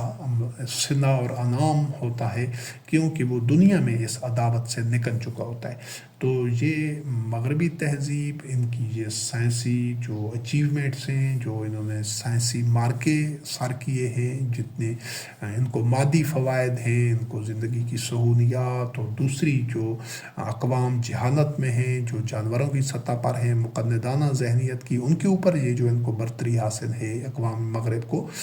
وہ ان کی جد و جہد کا اور وہ ان کے جو انسان ہونے کی بنیاد کے اوپر ہے، کیونکہ دوسرے تو انسانوں کی سطح سے بھی کم جانتا رہے، وہ تو اسفل سافلین کا نام بالہم ازان کی سطح پر ہیں، جانوروں کی سطح پر ہیں. تو ان کو یہ تو ثمرات اور نتائج ملے ہوئے ہیں، لیکن اگر یہ چیز سوچتے ہیں اقوام مغرب کہ ان کو ان کی یہ روش تباہی سے بچا دے گی، تو یہ نہیں ہوگا، یہ قطعاً ہو ہی نہیں سکتا. کیوں کہ اگر اللہ رب کریم اس کو بہتر جانتے ہیں کہ انسان کو اگر وحی کی ضرورت نہ ہوتی تو اللہ رب العزت عبث اور فضول اور بے مقصد کام کر ہی نہ سکتے. نہ وہ انبیاء اور رسول علیہ السلام کو مبعوث کرتے، نہ وحی نازل کرتے. لیکن ساری انسانی تاریخ میں وحی نازل ہوتی رہی ہے، انبیاء اور رسول علیہ السلام اس وحی کا اتباع کر کے لوگوں کو اس کے کامیاب نتائج بھی دکھاتے رہے ہیں. تو اس بنیاد کے اوپر ہاں انسان کو وحی کا اتباع لازمی ہے تباہی سے بچنے کے لیے. تو جس طرح پہلے واضح کیا جا چکا ہے کہ کوئی قوم، کوئی معاشرہ اللہ رب کریم کے لیے سگا یا سوتینا نہیں ہوتا، اللہ رب العزت لوگوں پر ظلم نہیں کرتا. تو یہ جو تباہی سے دو چار ہونا ہوتا ہے، یا اگر مغربی اقوام جس طرح جو مسلم قوم ہے وہ اپنی روش چینج نہیں کرتی، وہ پہلے انسانی سطح پر اور پھر مومن کی سطح پر نہیں آتی، تو وہ بھی تباہ ہو جائے گی. اور یہ جو اقوام مغرب ہیں یہ انسان کی سطح پر تو آ چکے ہیں، لیکن اگر یہ مومن کی سطح پر نہیں آتے، اس فیز سے آگے اگلے مرحلے میں داخل نہیں ہوتے، وحی کا اتباع نہیں کرتے، تو یہ بھی برباد ہو جائیں گے. ان کی ہو سکتا ہے بربادی کے انداز الگ ہوں یا اوقات الگ ہوں، اس میں تو اللہ رب کریم بہتر جانتا ہے، لیکن اس میں کوئی شکوک و شبہات، ابہام یا دو رائے نہیں ہے کہ نہ ان کو سائنس اور ٹیکنالوجی بچا سکے گی، نہ ان کی معاشی جو ان کا استحکام ہے، نہ یہ اسلحہ گولہ بارود ان کو کچھ بھی نہیں بچا سکے گا، بلکہ یہی چیزیں ان کی تباہی کا باعث بنے گی اگر یہ اپنی اصلاح نہیں کرتے. اور جہاں تک مسلمان قوم کا تعلق ہے تو ان کو تو ان کی یہی جہالت اور یہی جانوروں کی سطح پر ہونا اور شیاطین کا عبد بنے ہوئے ہونا مذہبی پیشواؤں کا، ان کو یہی برباد کرے گا. تو ویسے بھی وہ آلریڈی پہلے سے ہی ذلت میں، تباہی میں، ذلالت میں اور عبادت الطاغوت بنے ہوئے، تو وہ تو ویسے بھی زندہ قوموں میں شمار ہی نہیں ہیں. جو اقوام مغرب ہیں وہ زندہ ہیں، وہ انسان ہیں، لیکن وہ جہاں اس وقت ہیں اس پر اگر ٹھہرے رہے، اسی پر مطمئن ہو گئے، یہ اگلے مرحلے میں داخل نہ ہوئے، جو مومن کا مرحلہ ہے، جو اللہ رب کریم کے عبد بننے کا مرحلہ ہے، اللہ رب العزت کو رب الہ اور معبود تسلیم کرنے کا مرحلہ ہے، اگر اقوام مغرب اور ترقی یافتہ اقوام اس مرحلے میں داخل نہیں ہوتی تو پھر ان کو بھی تباہی سے کوئی نہیں بچا سکے گا. یہ نوشتہ دیوار ہے، یہ روز روشن کی طرح عیاں ہے. ہاں جو چیز واضح کرنے ضروری ہے وہ یہ ہے کہ انسان کو اللہ رب کریم نے انسان اپنے لیے خیر اور شر، نور اور ظلمات، حق اور باطل، اصلاح اور فساد کی جو پیمانے ہیں، سٹینڈر ہیں، ویلیوز ہیں، قدریں ہیں، وہ خود طے نہیں کر سکتا. انسان میں یہ صلاحیت ہی نہیں ہے. تو اگر انسان کہتا ہے کہ نہیں میرے اندر صلاحیت ہے، اگر اس کے اپنے اندر صلاحیت ہوتی تو اللہ رب العزت وہی نازل ہی نہ کرتا، انبیاء اور رسول اللہ السلام کو مبعوث ہی نہیں کرتا. انسان یہ معاملات خود سنبھال سکتا تھا. اللہ رب العزت نے اس کے اندر روح تو پھونکی ہے، اس کو اپنے ہاتھ سے بنایا ہے، سنوارا ہے، لیکن اس کے اندر یہ صلاحیت نہیں رکھی، بلکہ پہلے دن سے ہی کہہ دیا گیا تھا کہ تم شیطان کے سحر میں اور اس کے فریب میں مبتلا ہونے کے باعث ایک دوسرے کے دشمن بن چکی ہو. اب اگر تم اسی طرح دشمن ہی رہو گے تو تمہارے لیے جنت میں واپسی کا کوئی راستہ نہیں کہ مرتے دم تک تم اسی عداوت میں مبتلا ہو، ایک دوسرے کی عداوت میں. اور آج ہیں، یہی چیز ثابت کر دیں گے کہ اقوام مغرب جدید تہذیب باوجود اتنی ترقی کر کے ایک دوسرے کی دشمنی میں آگے ہی بڑھتے جا رہے ہیں، اندھا دھند پاگلوں کی طرح. اور یہی ان کی یہ روش اگر انہوں نے ترک نہ کی، اور جس طرح پہلے وہ جانوروں سے انسانوں کی سطح پر آئے ہیں، اب اگر انسانوں سے مومن کی سطح پر نہیں آتے، لا الہ سے الا اللہ کے مرحلے میں داخل نہیں ہوتے، تو ان کو بھی تباہی سے کوئی نہیں بچا سکے گا. اللہ رب العزت اور لوگوں کو لے آئیں گے. تو جو من کا جو صلاحیت جو استطاعت رب کریم نے انسان کو دی ہے، انسان کو اپنے اوقات اور اپنے مقام کو سمجھنا چاہیے۔ انسان کو رب العزت نے جو صلاحیت دی ہے وہ ہے تسخیر ملائکہ، وہ مسجود ملائکہ ہے۔ وہ سائنس اور ٹیکنالوجی میں جو دنیا میں رب کریم کی آیات ہیں، یہ سارا سلسلہ کائنات ہے، اس میں تحقیق و ترقی کرنے کے، اس میں چیزوں کو مسخر کرنے کے اور اپنے اور دیگر انسانوں کی منفعت اور آرام و آسائش کے لیے، سہولت کے لیے ان کو مسخر کر سکتا ہے، تسخیر کر سکتا ہے، ان سے نئی نئی چیزیں ایجادات کر سکتا ہے۔ یہ انسان کے اندر صلاحیت ہے۔ انسان کو اپنے اسی دائرے میں رہنا چاہیے۔ وہ انسان کو خود اپنا رب، الہ اور معبود خود نہیں بننا چاہیے۔ افمن اتخذ الہہ ہوا، کہ اس نے انسان نے، مغربی جو اقوام ہیں، انہوں نے اپنا الہ اپنی ہوائے نفس کو بنا لیا ہے۔ تو اس سے کبھی عداوت کی آگ نہیں بجھے گی، بلکہ اور بھڑکے گی اور بھڑک رہی ہے۔ تو اب ہم اس سے جو اگلا مرحلہ ہے اس کو دیکھتے ہیں کہ جو ان کے یہ دو چیزوں کا تو اعتراف کیا ہے کہ یہ جانوروں سے انسان کی سطح پر آئے ہیں، اور انہوں نے وہ جو رب کریم نے انسان کو اس کے اندر تسخیر ملائکہ، مسجود ملائکہ ہونے کے حوالے سے جو صلاحیت انسان کو دی تھی، ودیت کی تھی، اس کے اندر رکھی تھی، اس کا انہوں نے بھرپور طریقے سے اس کو پالش کیا ہے، صدیوں سے محنت کی ہے، تو اس کے ثمرات ان کو مل رہے ہیں۔ اس جو لا الہ کا مرحلہ طے کرنے کے ثمرات ہیں وہ بھی مل رہے ہیں، اور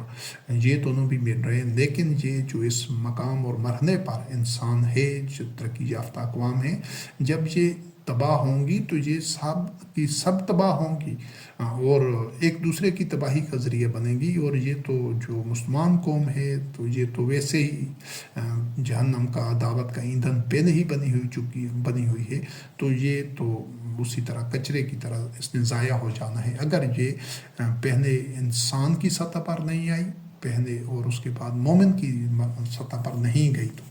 تو اس موجودہ صورتحال میں جو بچاؤ، تحفظ، امن، سلامتی کی ضمانت کسی کے لیے بھی نہیں ہے۔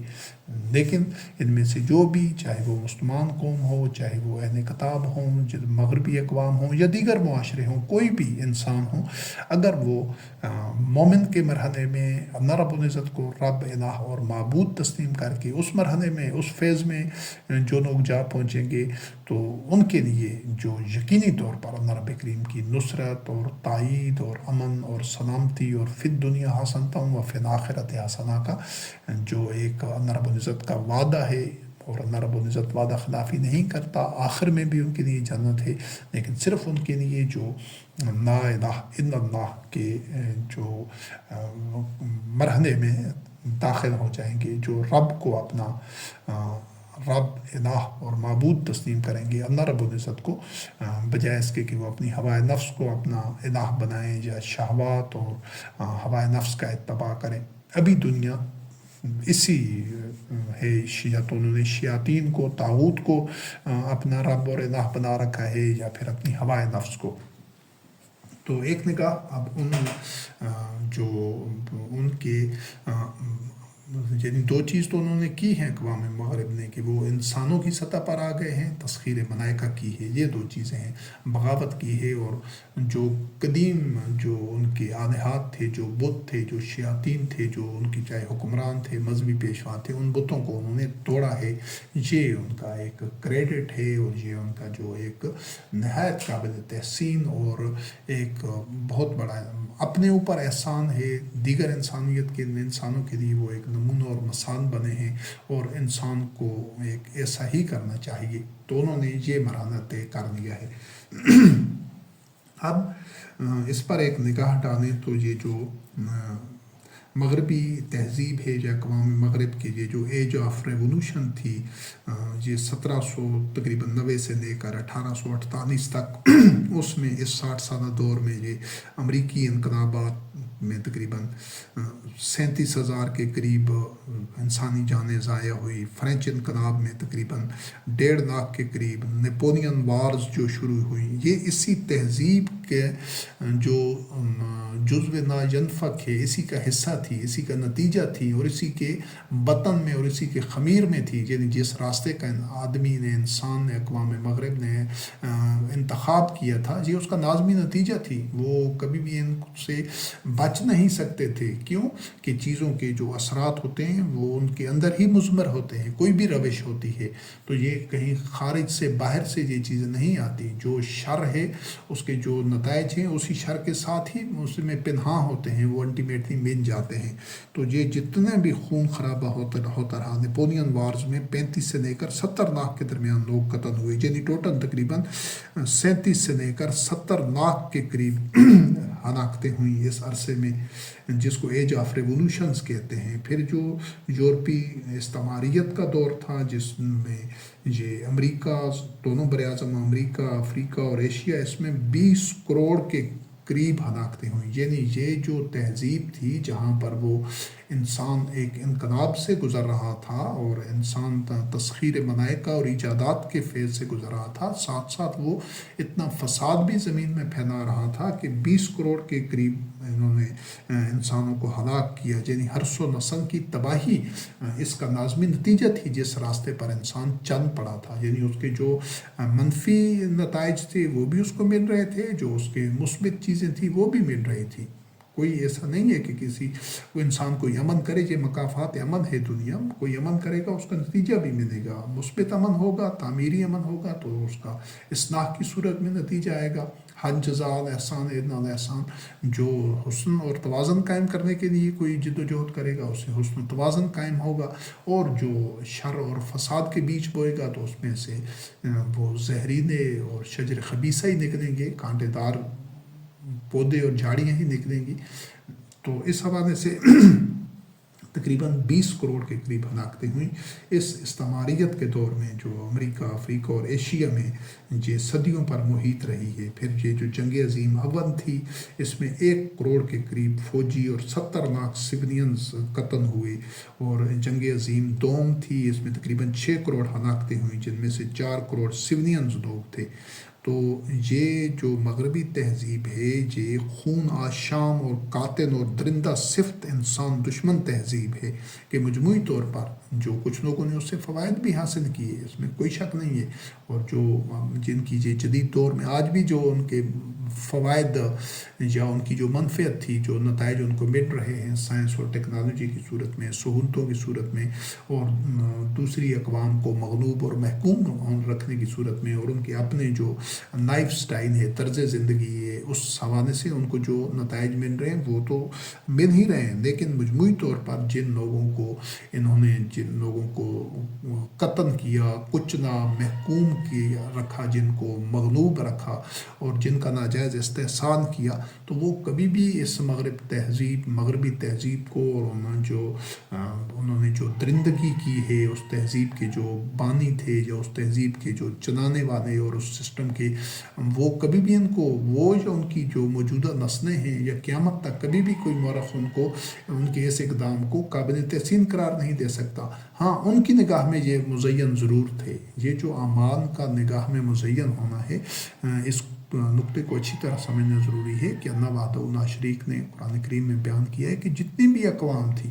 وہ بدترین جو عمل کر رہی تھی، بدترین ایک روش پر چل رہی تھی، جہالت میں تھی، شر اور فساد میں مبتلا تھی، لیکن ان کا عمل ان کی نگاہ میں مزین تھا۔ تو جو بھی دنیا کا برے سے برا انسان ہے، بدترین کوئی قوم ہے، جہالت میں ہے، پستی میں ہے، جو کچھ بھی وہ کر رہی ہے، اس کی نگاہ میں یہ چیز مزین ہوگی، وہ اسے اچھے لگے گی، کہ وہ چاہے کوئی سفاکیت کر رہی ہے، چاہے لاکھوں کروڑوں لوگوں کو برباد کر رہی ہے۔ جب جو لوگوں نے ایٹم بم پھینکنے کا فیصلہ کیا، ان کی نگاہ میں وہی عمل مزین تھا۔ لیکن ایک مقام پر اللہ رب العزت نے فرمایا کہ جو مومنین ہوتے ہیں ان کی نگاہ میں ایمان مزین ہوتا ہے، ان کی نگاہ میں ان کے وہ جو عمل مزین نہیں ہوتے، بلکہ وہ عمل میں ہمیشہ بہتری کی کوشش کر رہے ہوتے ہیں۔ کبھی بھی وہ اپنے عمل کو، اپنے جو دیگر معاملات ہیں وہ مزین نہیں ہوں گے ان کی نگاہ میں، وہ ہمیشہ اللہ کی خشیت میں ہوں گے، اور وہ کوشش کر رہے ہوں گے کہ ہم اس سے بہتر کریں۔ یہ جو ان کی نگاہ میں عمل مزین ہوتے ہیں، بدترین اعمال ہوں وہ شر پر مبنی ہوں، فساد پر مبنی ہوں اور تباہی اور بربادی پھیلا رہے ہوں، پھر بھی ان کی نگاہ میں مزین ہوتے ہیں. اور اب آگے ہم اس کا تذکرہ کریں گے کہ جو کچھ اب ہو رہا ہے وہ جو دنیا کی نگاہ میں مزین ہے، تمام اقوام کی نگاہ میں، وہ اسی وجہ سے ہے کہ اللہ رب کریم نے اللہ رب العزت کے جو کلمات ہیں، جو اس کا اذن اور مشیت ہے، ہمیشہ سے ایسا رہا ہے کہ بدترین سے بدترین بھی کوئی عمل کر رہا ہے لیکن ہوگا وہ اس کی نگاہ میں مزین، تبھی تو وہ کر رہا ہے. تو اسی وجہ سے جو اللہ رب العزت نے، کیوں کہ اس نے بدترین عمل کرنے والے نے خود ایک سٹینڈرڈ پیمانے اور خود ایک معیار بنا رکھے ہوتے ہیں، انہی کے مطابق وہ کر رہا ہوتا ہے. تو لیکن جب مومن اپنے سامنے اللہ رب العزت کے بنائے گئے پیمانے، معیار، سٹینڈرڈ اور اقدار کو رکھتا ہے، یعنی وہی کے اصولوں کو اور قوانین اور ضوابط کو رکھتا ہے، ان کے مطابق اپنے آپ کو انفرادی و اجتماعی سطح پر، سماجی سطح پر، عالمی سطح پر ان سے ہمکنار رکھنے کی کوشش کرتا ہے، تو یہ ایک مسلسل ارتقاء ہوتا ہے، یہ ایک سٹرگل ہوتی ہے. اس میں کوئی منزل نہیں ہوتی، کوئی اس کے لیے کوئی چیز اس کی نگاہ میں مزین نہیں ہوتی، بلکہ اس کا اللہ پر اور اللہ رب کریم کی جو نازل کردہ وحی کے اتباع کا جو ایک روش ہے، اس کے اوپر وہ اس کی نگاہ میں مزین ہوتا ہے کہ میں نے مسلسل اپنی اور پورے معاشرے کی اور وہ ہر حوالے سے اصلاح کرنی ہے، اور اللہ پر ایمان رکھتے ہوئے میں نے ہر قیمت ادا کرنی ہے، اس کی مجھے جو بھی ادا کرنی پڑے، تو یہ ایمان اس کی نگاہ میں مزین ہوتا ہے. تو یہ جو کچھ وہ مغربی تہذیب کے جو بانی تھے، جو اس کے روح روان تھے، جو چلانے والے تھے، جب ان کو وہ قوت حاصل ہو گئی، انہوں نے اتنی سائنسی ایجادات کر دی، تو پھر چونکہ ان کے اندر وہ شر تھا، وہ ہوائے نفس کا اتباع کر رہے تھے، شہوات کا اتباع کر رہے تھے، تو اس قوت کو انہوں نے تباہی اور بربادی کے لیے استعمال کیا. تو جو قومیں، جو معاشرے کچلے گئے، جن کو تاخت و تاراج کیا گیا، جو حرث و نسل کو برباد کیا گیا، جو انہوں نے ناجائز استحصال کیا، محکوم بنایا، قتل و غارت گری کی، ان کی جو عزت و حرمت تھی اس کو پامال کیا، تو یہ کبھی بھی ان کی یہ اقدام ان مجبوروں، مظلوموں اور محکوم اور کمزور لوگوں کی نگاہ میں نہ تو خوشنما ہو سکتے ہیں، نہ قابل تحسین ہو سکتے ہیں، اور نہ ہی اللہ رب کریم کی میزان اور بارگاہ میں اس کی کوئی گنجائش ہے. تو یہ لیکن اس کا وہ جزو لا ینفق تھا، وہ ناظم ملزوم تھا. انسان جب بھی اس کے پاس قوت ہوگی، اقتدار ہوگا، وہ اس کے پاس جو وسائل ہوں گے، اور وہ وہی کا اتباع نہیں کر رہا ہوگا، تو وہ یہی بربادی کرے گا، اس سے بڑھ کر بربادی کرے گا جتنی بھی ہو سکتی ہے. اور سابقہ اقوام بھی یہی کچھ کرتی رہی ہے. وہی کا اتباع کرنے سے ہی وہ جو ایک لگام ہے، جس طرح ایک سرکش اور بے قابو ایک گھوڑے کو سدھانے کے لیے، اس کو قابو میں کرنے کے لیے اس میں لگام ڈالی جاتی ہے، تو اسی طرح جو انسان کی سرکشی کو، ہوائے نفس کو اور شہوات کو صرف اور صرف وہی کی لگام سے کنٹرول کیا جا سکتا ہے. جب ایک ضدی اور سرکش گھوڑے کو لگام ڈال دی جاتی ہے تو اس سے آپ سفر کر سکتے ہیں، سواری کر سکتے ہیں، لیکن جو ایک خود سر ہو، بے لگام ہو، اور وہ کسی جو اس پر سوار ہے اس کی اطاعت قبول نہ کر رہا ہو، تو وہ نہ تو سوار کو منزل پر پہنچائے گا اور نہ اس کو محفوظ رکھے گا، وہ اس کو گرائے گا. تو یہ جتنی بھی جنگیں ہوئی ہیں، جتنی تباہی، جتنا جو کچھ آدمی نے کیا ہے، وہ صرف اسی وجہ سے کہ وہ ہوائے نفس اور شہوات کے گھوڑے پر سوار تھا. تو یہ خون و شام، قاتل اور درندہ صفت انسان دشمن جو رائج مغربی فکر و فلسفہ اور نظام جمہوریت و کیپٹلزم اور سیکولرزم ہے، تو یہ تو آدمیوں کو مقام انسانیت سے گرا کر جنگل کے قانون تک لے جاتا ہے، جہاں جو حکمران اشرافیہ ہوتی ہے، جن کے ہاتھوں میں وہ پورے نظام کی باغ دوڑ ہوتی ہے، اس کی ذہنیت کتوں اور بھیڑیوں جیسے کہ جھنڈ کی طرح ہوتی ہے کہ وہ کمزوروں پر اور بے بس لوگوں پر اور مظلوموں کے اوپر چڑھ دوڑتے ہیں، قتل و غارت کرتے ہیں، یا آپس میں بھیڑیوں اور کتوں کی طرح، درندوں کی طرح ایک دوسرے کی چیر پھاڑ کرتے ہیں. اور اس جو سوروں کی لڑائی میں جس طرح وہ گنے کا اور فصلوں کا نقصان ہوتا ہے، تو ان کی لڑائی میں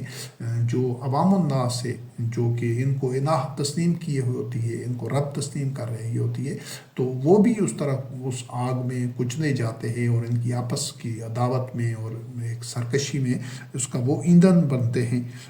تو یہ جو اس طرح سوروں کی طرح، جبکہ عوام جو ہوتے ہیں وہ بھیڑ بکریوں کی طرح، گدوں کی طرح وہ ان کے پیچھے پیچھے چل رہے ہوتے ہیں. تو بندروں کی طرح یہ کیڑے مکوڑے ہوتے ہیں عوام کی نظر میں. یہ اس سسٹم کی حقیقت ہے، یہ جو مغرب کا جدید جمہوری نظام ہے صدیوں سے جو چل رہا ہے، اس کی جو انسانی پہلوؤں سے یہ حقیقت ہے، سائنس اور ٹیکنالوجی کے حوالے سے اس کی جو حقیقت ہے، جو ان کے ایک خود اعتمادی کے حوالے سے اور ایک بغاوت کے حوالے سے، وہ حقیقت پہلے بیان کر دی چکی ہے، لیکن اگر اس کے پوری دنیا پر، پورے گلوب پر، پورے معاشروں پر جو ان کے اثرات ہیں اور جو وہ جس طرح کے خطرات کی طرف بڑھ رہے ہوتے ہیں، اس کی حقیقت یہ ہے، حقیقت میں وہ یہ ان کی یہ نفسیات ہوتی ہیں، اور یہ ابھی تاریخ کے سارے جو اوراق میں اس کو دیکھا جائے تو یہ چیزیں ثابت ہوتی ہیں، اور اس کو ہم نے اس کا ایک جائزہ لیا بھی ہے۔ یا پھر اسی مغربی تہذیب کے نتائج میں جو ہولوکاسٹ ہوا ہے، یعنی نسل کشی جتنی واضح قریب میں مختلف اس کے ایک تائرانہ نگاہ ان پر ڈالتے ہیں کہ کتنی درندہ صفت یہ تہذیب ہے، اس کے اندر سینے میں دل نہیں ہے بلکہ ہیرے ہیں، پتھر ہیں اور سونا چاندی ہے اور ہوائے نفس اور شہوات ہیں۔ اگر اس کے اندر رحم ہوتا، اس کے اندر عدل و قسط ہوتا تو کبھی اس طرح کے واقعات نہ آتے۔ چند ایک پر ہم نگاہ ڈالتے ہیں جو اسی مغربی تہذیب کی پیداوار ہیں، کہ یہ جو 1933 سے لے کر 45 تک ہولوکاسٹ ہوا ہے، جس میں تقریباً 60 لاکھ کے جو یہودیوں کو قتل کیا گیا، اور اس کے علاوہ دیگر جو لوگ تھے ان کو منحرفین تھے، جو یعنی کہ وہ فاشزم سے، جو ہٹلر کا فاشزم تھا، جو اس کے مخالف تھے، تقریباً 1,10,00,000 لوگوں کو قتل کیا گیا۔ ہٹلر جو نازی جرمنز تھے، انہوں نے یہ ہلاکتیں کی، اور ان ہلاکتوں کی جو اور بھی مطلب اس طرح کے کئی ایک واقعات ہوئے ہیں۔ تو ہم جو اس طرح کے جرائم ہوتے ہیں، ایک چیز ذہن نشین رکھیے گا، اس کو سمجھنا ضروری ہے کہ پہلے اس کی وضاحت کی جا چکی ہے کہ صرف وہ ظالم ہی اس کا باعث نہیں ہوتا، یا پوری ذمہ داری اس ظالم پر نہیں ڈالی جا سکتی ایک نوتا کہ صرف وہی ہی اس کا ذمہ دار تھا، بلکہ کہیں پر بھی ظلم ہوتا ہے، کہیں پر اس طرح کا فساد، شر معمول بن جاتا ہے، تو جو لوگ اس کے خلاف نہیں اٹھتے وہ بھی اس کے جرم میں شریک ہوتے ہیں، کہ جہاں پر ظلم ہو رہا ہے تو مظلوم کے اوپر لازم ہے کہ وہ اپنے اوپر جو ظلم روا رکھا جا رہا ہے اس کو روکے، اس کے لیے پوری جد و جہد کرے، پورا اس کے اندر شعور ہو۔ لیکن یہ تب ممکن ہوگا جب ان کے وہ انسانی سطح پر تو کم از کم ہوں گے، تو پھر ظلم کو روکیں گے، جس طرح یہ اقوام مغرب نے روکا ہے۔ تو اگر مظلوم ہوں گے ہی جانوروں کی سطح پر اور بندروں اور خنزیروں کی سطح پر ہوں گے، اور جانوروں کی اندھے گونگے بہرے ہوں گے، تو وہ اس کیفیت میں، اس نفسیات کے ساتھ تو جو لوگ ہوں گے، چاہے وہ لاکھوں کروڑوں کی تعداد میں ہوں، تو پھر یہ جو سرکش ہوتے ہیں، یہ جو جارحین ہوتے ہیں، یہ جو استحصالی لوگ ہوتے ہیں، تو وہ تو ان کو گاجر مولی کی طرح کاٹتے جائیں گے۔ تو جہاں پر بھی ظلم کا ارتکاب ہو رہا ہوتا ہے تو وہاں مظلوم بھی اس میں برابر کا حصے دار ہوتا ہے، اگر وہ ظلم کے خلاف بھرپور طریقے سے بغاوت نہیں کرتا اور ظلم کا راستہ روکنے کے لیے ہر حد تک نہیں چلا جاتا۔ تو یہ جو کچھ ہوتا رہا ہے اس میں جن کے اوپر ظلم رواج رکھا جا رہا تھا، وہ ظلم برداشت کرنے کے عادی ہو چکے تھے، وہ اس کو قبول کر رہے تھے، وہ اس کو رجسٹ نہیں کر رہے تھے، تو وہ لوگ بھی اس میں ذمہ دار تھے۔ اس کے بعد 1975 سے تقریباً 1980 تک کمبوڈیا میں نسل کشی ہوئی ہے۔ پہلے یہ تو امریکہ اور یورپ کی جو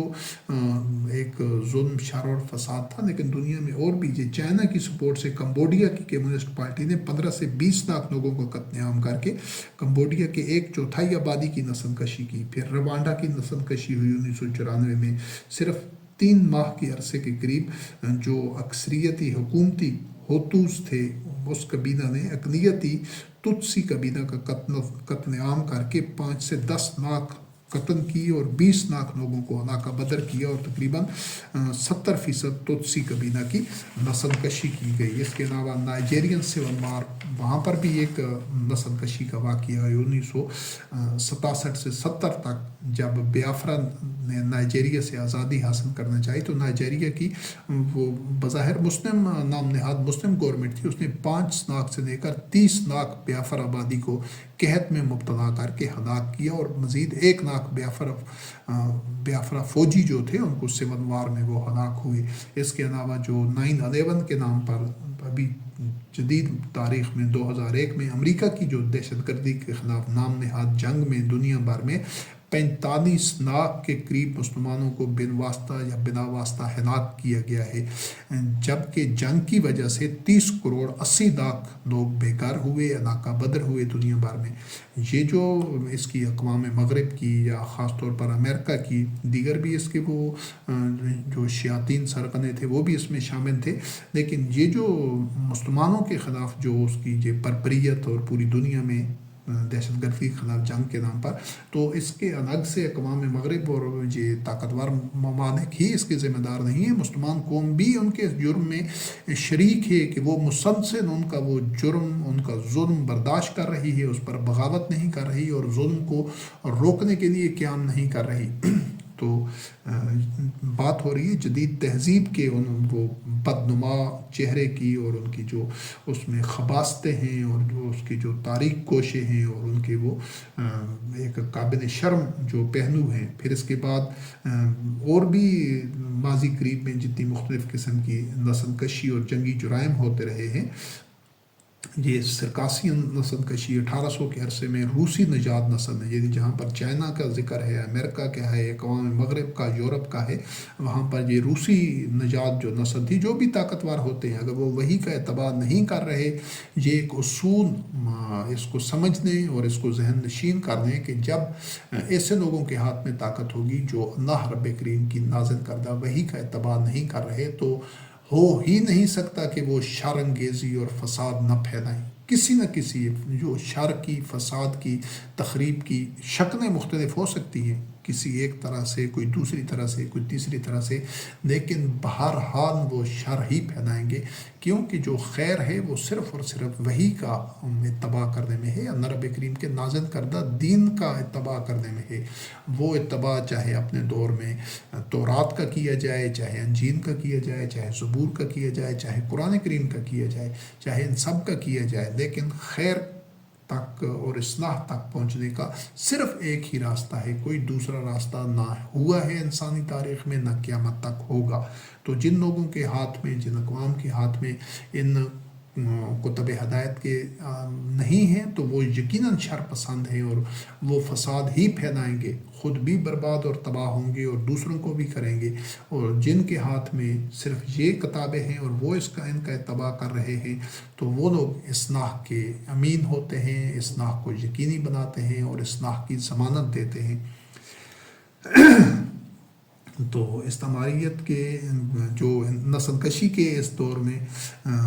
रूसी निजात नस्ल ने मुसलमानों को कमतर नस्ल करार देकर हिटलर की तरह जारहियत का इर्तकाब किया और 10 से 15 लाख मुसलमानों का कत्लेआम करके 90 से 97% बाशिंदों को कत्ल किया या फिर उनको सल्तनत उस्मानिया की तरफ धकेल दिया। फिर इस्लामियत के अरसे में सिर्फ स्पेन ने, यानी कि अमेरिका के 80 लाख देसी बाशिंदों की हलाकत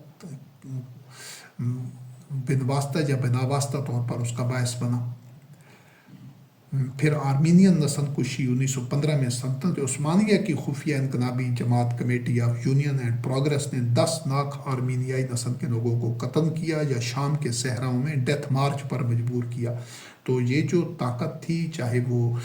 ये अफ़गानों में रही है, वो वही का इत्तबा नहीं कर रहे, तो उन्होंने लश्कर कशी की, जारहियत की, ताख्त व ताराज किया, लूट मार किया मुख्तलिफ हिंदुस्तान पर और दीगर इलाकों में, चाहे वो उस्मानियों के पास थी सल्तनत उस्मानिया के रूप में या मग़रबी अक़वाम के पास है। जब भी ताकत वही का इत्तबा नहीं कर रही होगी तो वो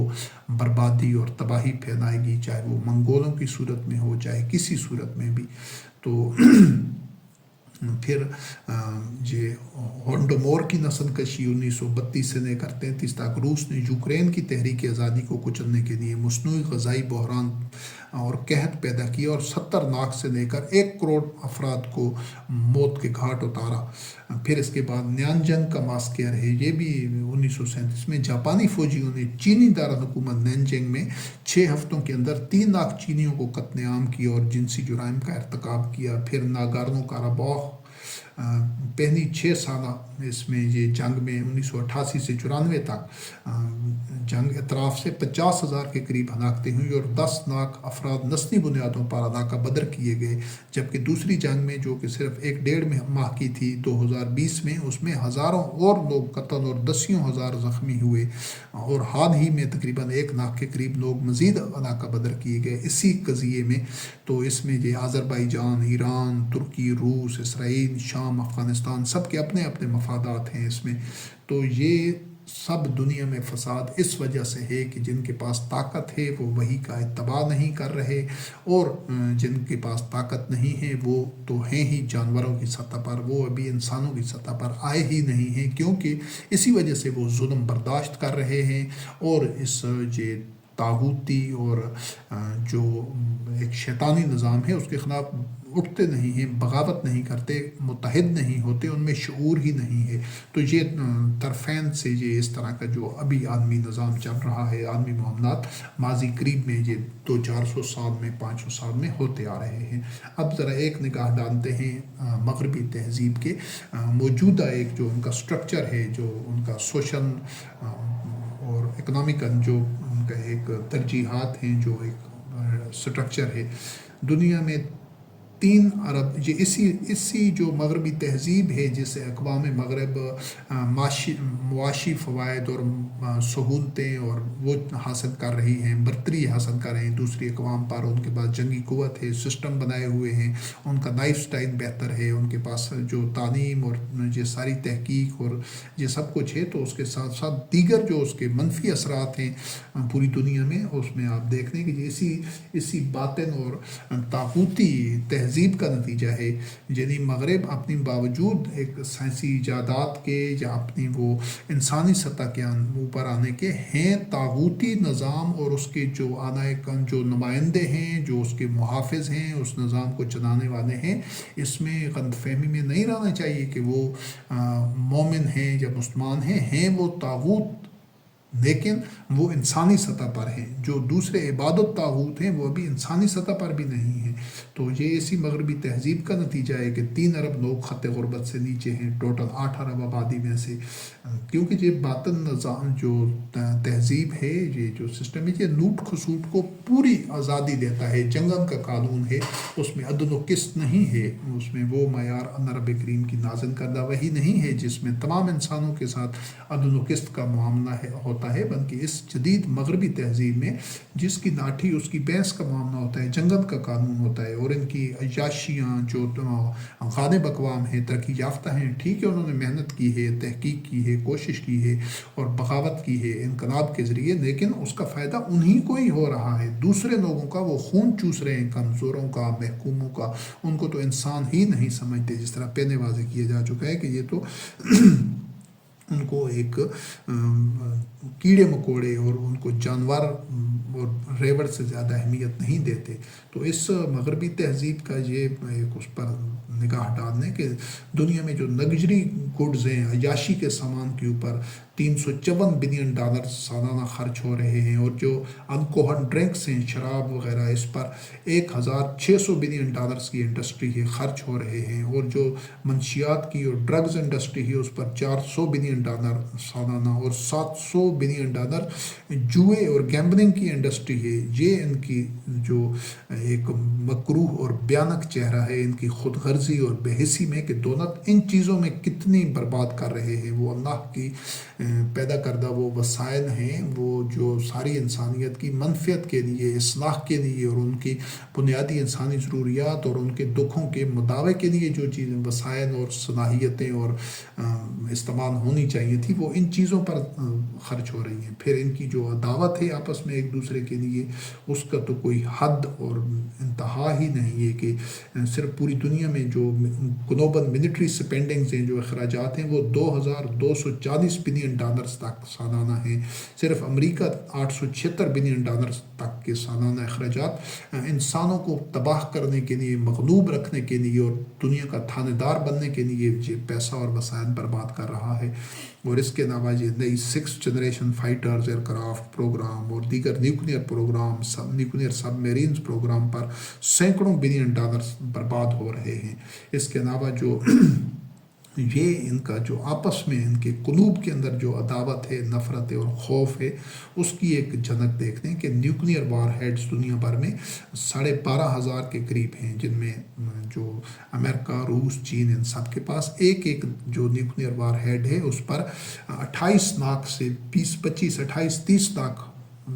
روپے تک خرچ ہوتا ہے، ملین ڈالرز، اس میں ڈالرز خرچ ہوتے ہیں، یعنی تقریباً $3 ملین تک ایک ایک وار ہیڈ پر خرچ ہوتا ہے، 30 لاکھ ڈالرز تک۔ صرف امریکہ 1940 سے لے کر 1996 تک کے 50 سال کے قریب عرصہ میں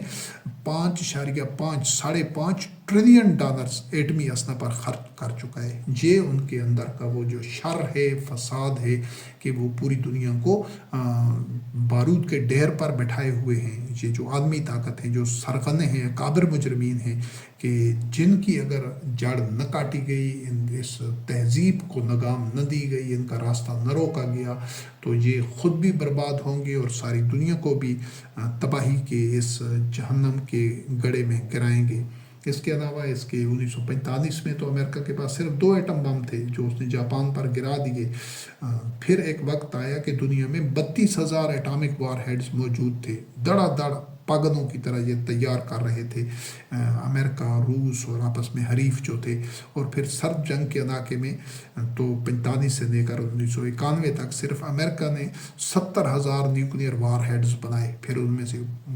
ضائع بھی کرتا رہا، بناتا رہا، ضائع کرتا رہا، نئی تجربات، نئی تحقیق۔ تو یہ کیوں بنا رہے تھے؟ کیا یہ دنیا میں امن کو یقینی بنانے کے لیے، انسانیت کی منفعت کے لیے، اصلاح کے لیے، سلامتی کے لیے؟ نہیں، بلکہ یہ اپنی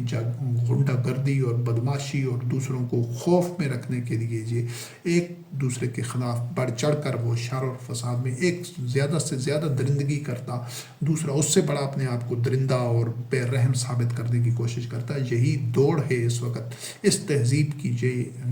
شناخت ہے، یہ اس کے خمیر میں ہے کہ اس میں جو اپنے آپ کو ابھی امریکہ کے دنیا میں 500-600-700 کے قریب دنیا میں اس کے اڈے ہیں، بیسز ہیں، پوری دنیا میں اس کی موجودگی ہے، کہ وہ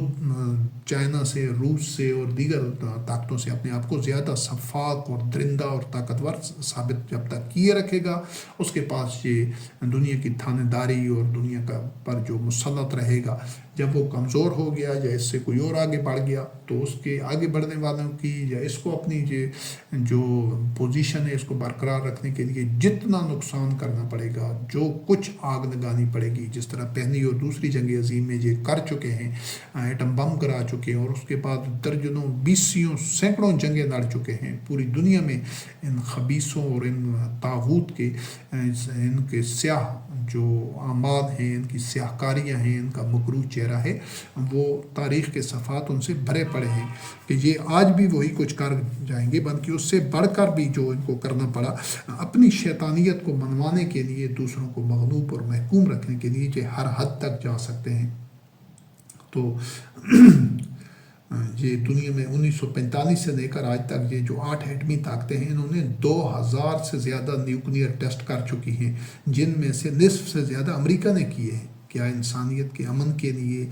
سلامتی کے لیے، تحفظ کے لیے اور بنیادی انسانی ضروریات کی فراہمی کو یقینی بنانے کے لیے، جس دنیا میں 3 ارب لوگ خط غربت سے نیچے زندگی گزار رہے ہیں، بنیادی انسانی ضروریات سے محروم ہیں، وہاں پر یہ ہزاروں کے حساب سے نیوکلیئر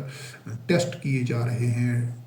ہزاروں دسیوں ہزاروں کے حساب سے ایٹامک وار ہیڈز ہیں، اس کے علاوہ وہ فائٹر جیٹس ہیں، نیوکلیئر سب میرینز ہیں۔ یہی ان کا تہذیب و تمدن ہے، بلکہ حقیقت یہ ہے کہ انہوں نے اس تہذیب نے اپنے تہذیب و تمدن میں جو جنگلی جانور جن کو کہا جاتا تھا، جن کو بھیڑیے، درندے اور خون شام اور بربریت کی ایک علامت سمجھا جاتا تھا فطرت میں، تو یہ جو انسان ہے یہ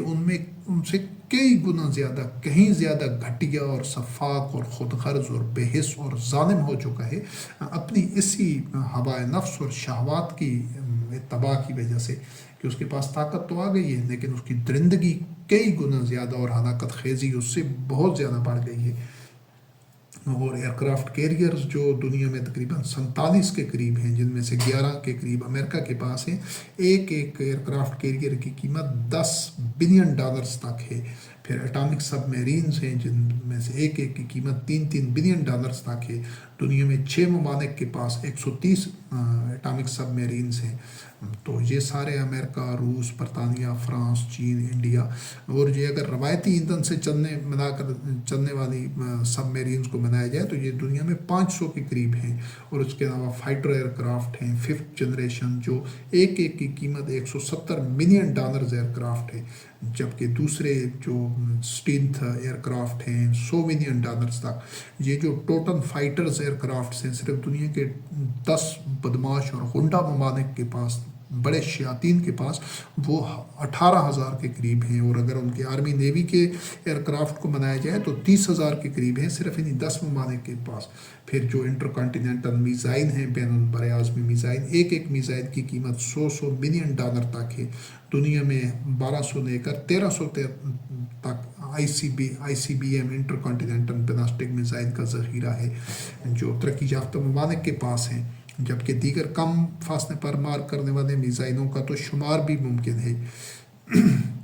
یہ پھر اس کے ان میزائلوں سے بچاؤ اور دفاع کے نظام پر، ان میزائلوں کے حملوں کے خوف سے بچاؤ کے نظام کے اوپر $10 ارب برباد ہو رہے ہیں۔ یہی ان کی تہذیب ہے، یہی انسانیت ہے، یہی ان کا اپنے آپ کو تہذیب و تمدن کا علمبردار اور باشعور اور پڑھا لکھا اور اپنے آپ کو صاحب علم و دانش اور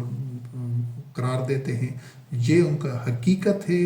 اور ان کا جو جھوٹ ہے، وہ ان کا جو دعوے ہیں وہ تو اسی چیز کے ہیں، لیکن ان کے جو اصل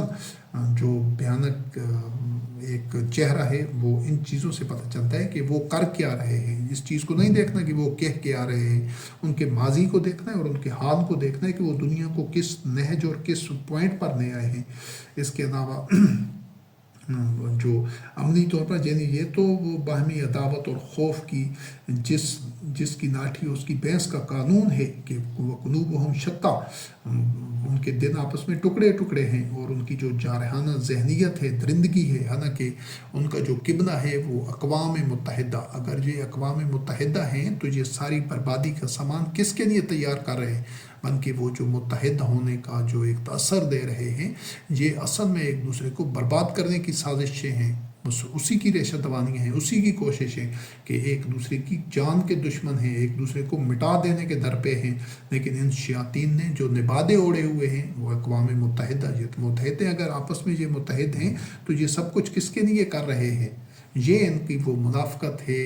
ہاتھی کے دانت کھانے کی اور دکھانے کی اور ہیں۔ پھر 1945 سے جب سے یہ اقوام متحدہ یہ انہوں نے قبلہ بنایا ہے تو مختلف ممالک کے 56 سرحدی تنازعات اور جھڑپوں کے نتیجے میں باوجود اقوام متحدہ کا ممبر ہونے کے 1 لاکھ سے زائد ہلاکتیں ہوئی ہیں۔ اگر وہ اس پلیٹ فارم ان کا ایک ہے تو مسائل کیوں حل نہیں ہوئے، جبکہ 5 سرحدی تنازعات آج بھی ناقابل حل ہیں؟ تو اس کے یعنی کہ ان کے مساوات، انسانی حقوق کی پاسداریاں اور آزادیاں اور انسانی حقوق کے جو نعرے ہیں وہ ہاتھی کے دانت کھانے کی اور دکھانے کی اور کے مصداق ہیں۔ اور ان کا یہ جو جمہوریت امن ہے، ان کی امن کی حقیقت بھی یہاں سے آشکارا ہو جاتی ہے کہ کتنا یہ امن کے لیے مخلص ہیں۔ کیا یہ امن کو یقینی بنانے کے لیے یہ سب کچھ ہے، یا تباہی کو یقینی بنانے کے لیے یہ اقدام کر رہے ہیں اور مسلسل دن رات کر رہے ہیں؟ تو یہ بھیڑ کی کھاد میں اصل میں بھیڑیا ہیں، اور یہ دھوکہ اور فریب دینے والے ہیں۔ بقایا ان کا جو UN کا سٹرکچر ہے اس میں کہاں مساوات ہے، اس میں کہاں جمہوریت ہے؟ اس میں تو وہ 5 غنڈے اور بدماش بڑے جو اکابر مجرمین ہیں، جو شیاطین ہیں، تو ان کے پاس ویٹو پاور ہے۔ بقایا سب کو تو وہ جوتے کی نوک پر نہیں لکھتے۔ اور جو اصل فورم ہونا چاہیے تھا، اگر یہ جمہوریت کے ساتھ ہی سچے ہوتے اور واقعتاً یہ جمہوریت پسند ہوتے، تو جو ان کی جنرل اسمبلی ہے اس کے پاس فائنل ڈیسیجن ہونے چاہیے تھے، تمام اقدامات اور اختیارات، کہ وہاں پر وہ اکثریت رائے کی بنیاد پر فیصلے ہوتے۔ لیکن حقیقت میں وہ جو ان کی سلامتی کونسل ہے، جس میں یہ 5 بڑے سرغنہ شیاطین ہیں اور 10 دوسرے ممالک ہیں، اس کی صوابدید پر ہوتے ہیں۔ یہ جمہوریت کا بھی وہ اس کو دفن کر چکے ہیں، صرف ان کی زبانوں تک ہے، حقیقت میں ان کے اندر جمہوریت نام کا کچھ نہیں ہے، بلکہ درندگی ہے اور ڈکٹیٹرشپ ہے پوری دنیا کے اوپر۔ تو جب یہ وہ ادارہ کہ جو کھوکھنے اور جھوٹے نعرے لگا رہا ہے جمہوریت کا، اس کی اپنی بنیادیں، اس کی روٹس، اس کے خمیر میں ڈکٹیٹرشپ ہے اور ایک آمرانہ اور ایک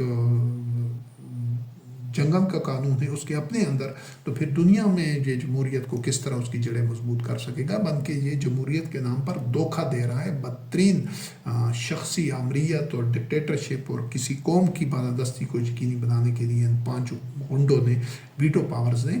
ایک گٹھ جوڑ کیا ہے۔ 5 اقوام نے اصل میں ساری دنیا کو بیوقوف بنانے کے لیے، ان کے جو پورا یہ اقوام متحدہ کا سٹرکچر ہے، اس کے بارے میں اللہ رب کریم نے فرمایا تحسبهم جميعا وقلوبهم شتى، بظاہر تو یہ جڑے ہوئے نظر آتے ہیں لیکن ان کے دل ایک دوسرے کے دشمن ہیں اور ٹوٹے ہوئے ہیں، اسی وجہ سے تو ایک دوسرے کو تباہ کرنے کے دن رات کوششیں کر رہے ہیں اور سب وسائل اس میں جھونک رہے ہیں۔ اور ان کا یہ جو نظام ہے اوہنن بیوت نبیت عنکبوت، کیونکہ یہ وہی کا تباہ کر کے جو سٹرکچر نہیں بنایا گیا بلکہ عداوت اور شیطانیت پر ہے، تو یہ کمزور ترین گھر ہے اور جو بھی کسی بھی وقت ان کو یہ ان کی جو مقافات امن کے نتیجے میں یہ سارے تباہی اور بربادی کی لپیٹ میں آ سکتے ہیں۔ عداوت کی آگ ان کے اندر دنوں میں بھڑکی ہوئی ہے، تبھی تو یہ باہر یہ اسلحہ اور یہ جنگی تیاریاں اور ساز و سامان۔ اگر ان دنیا بھر کے شیاطین حکمرانوں نے عداوت کی روش ترک نہ کی تو لازمی طور پر یہ آگ کے گڑھے میں گریں گے۔ اور محض گزشتہ 100 سال میں درجنوں غیر مسلم اور پسماندہ ممالک جو کہ ماضی میں یورپ کی کالونیاں رہ چکے ہیں، 200 کے قریب ان میں کودیتاز کا شکار ہو چکے ہیں۔ اس شرمناک تقریباً 100 سالہ اقوام متحدہ کی تاریخ جو ہے، اس میں اس سے شرمناک اور ان میں ڈوب مرنے کا مقام ہے وہ جو نمبردار بنے ہوئے جمہوریت کے، انسانی حقوق کے اور آزادیوں کے، کہ یہ مسلمان ممالک کی بات نہیں ہو رہی جو نام نہاد اپنے آپ کو مسلمان کہتے ہیں، ان کا الگ سے تذکرہ ہو چکا ہے۔ یہ وہ ممالک ہیں جو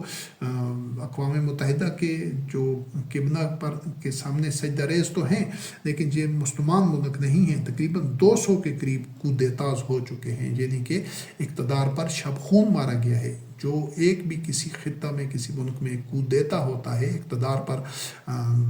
طاقت کے ذریعے یا سازش کے ذریعے قبضہ کیا جاتا ہے، یہ بہت بڑا فتنہ ہے اور یہ قتل سے بڑھ کر فتنہ ہے۔ تو وہ اس 100 سال میں جب سے یہ اقوام متحدہ تقریباً بنی ہوئی ہے تو اس نے کیوں نہیں روکا ان کودیتاز کو؟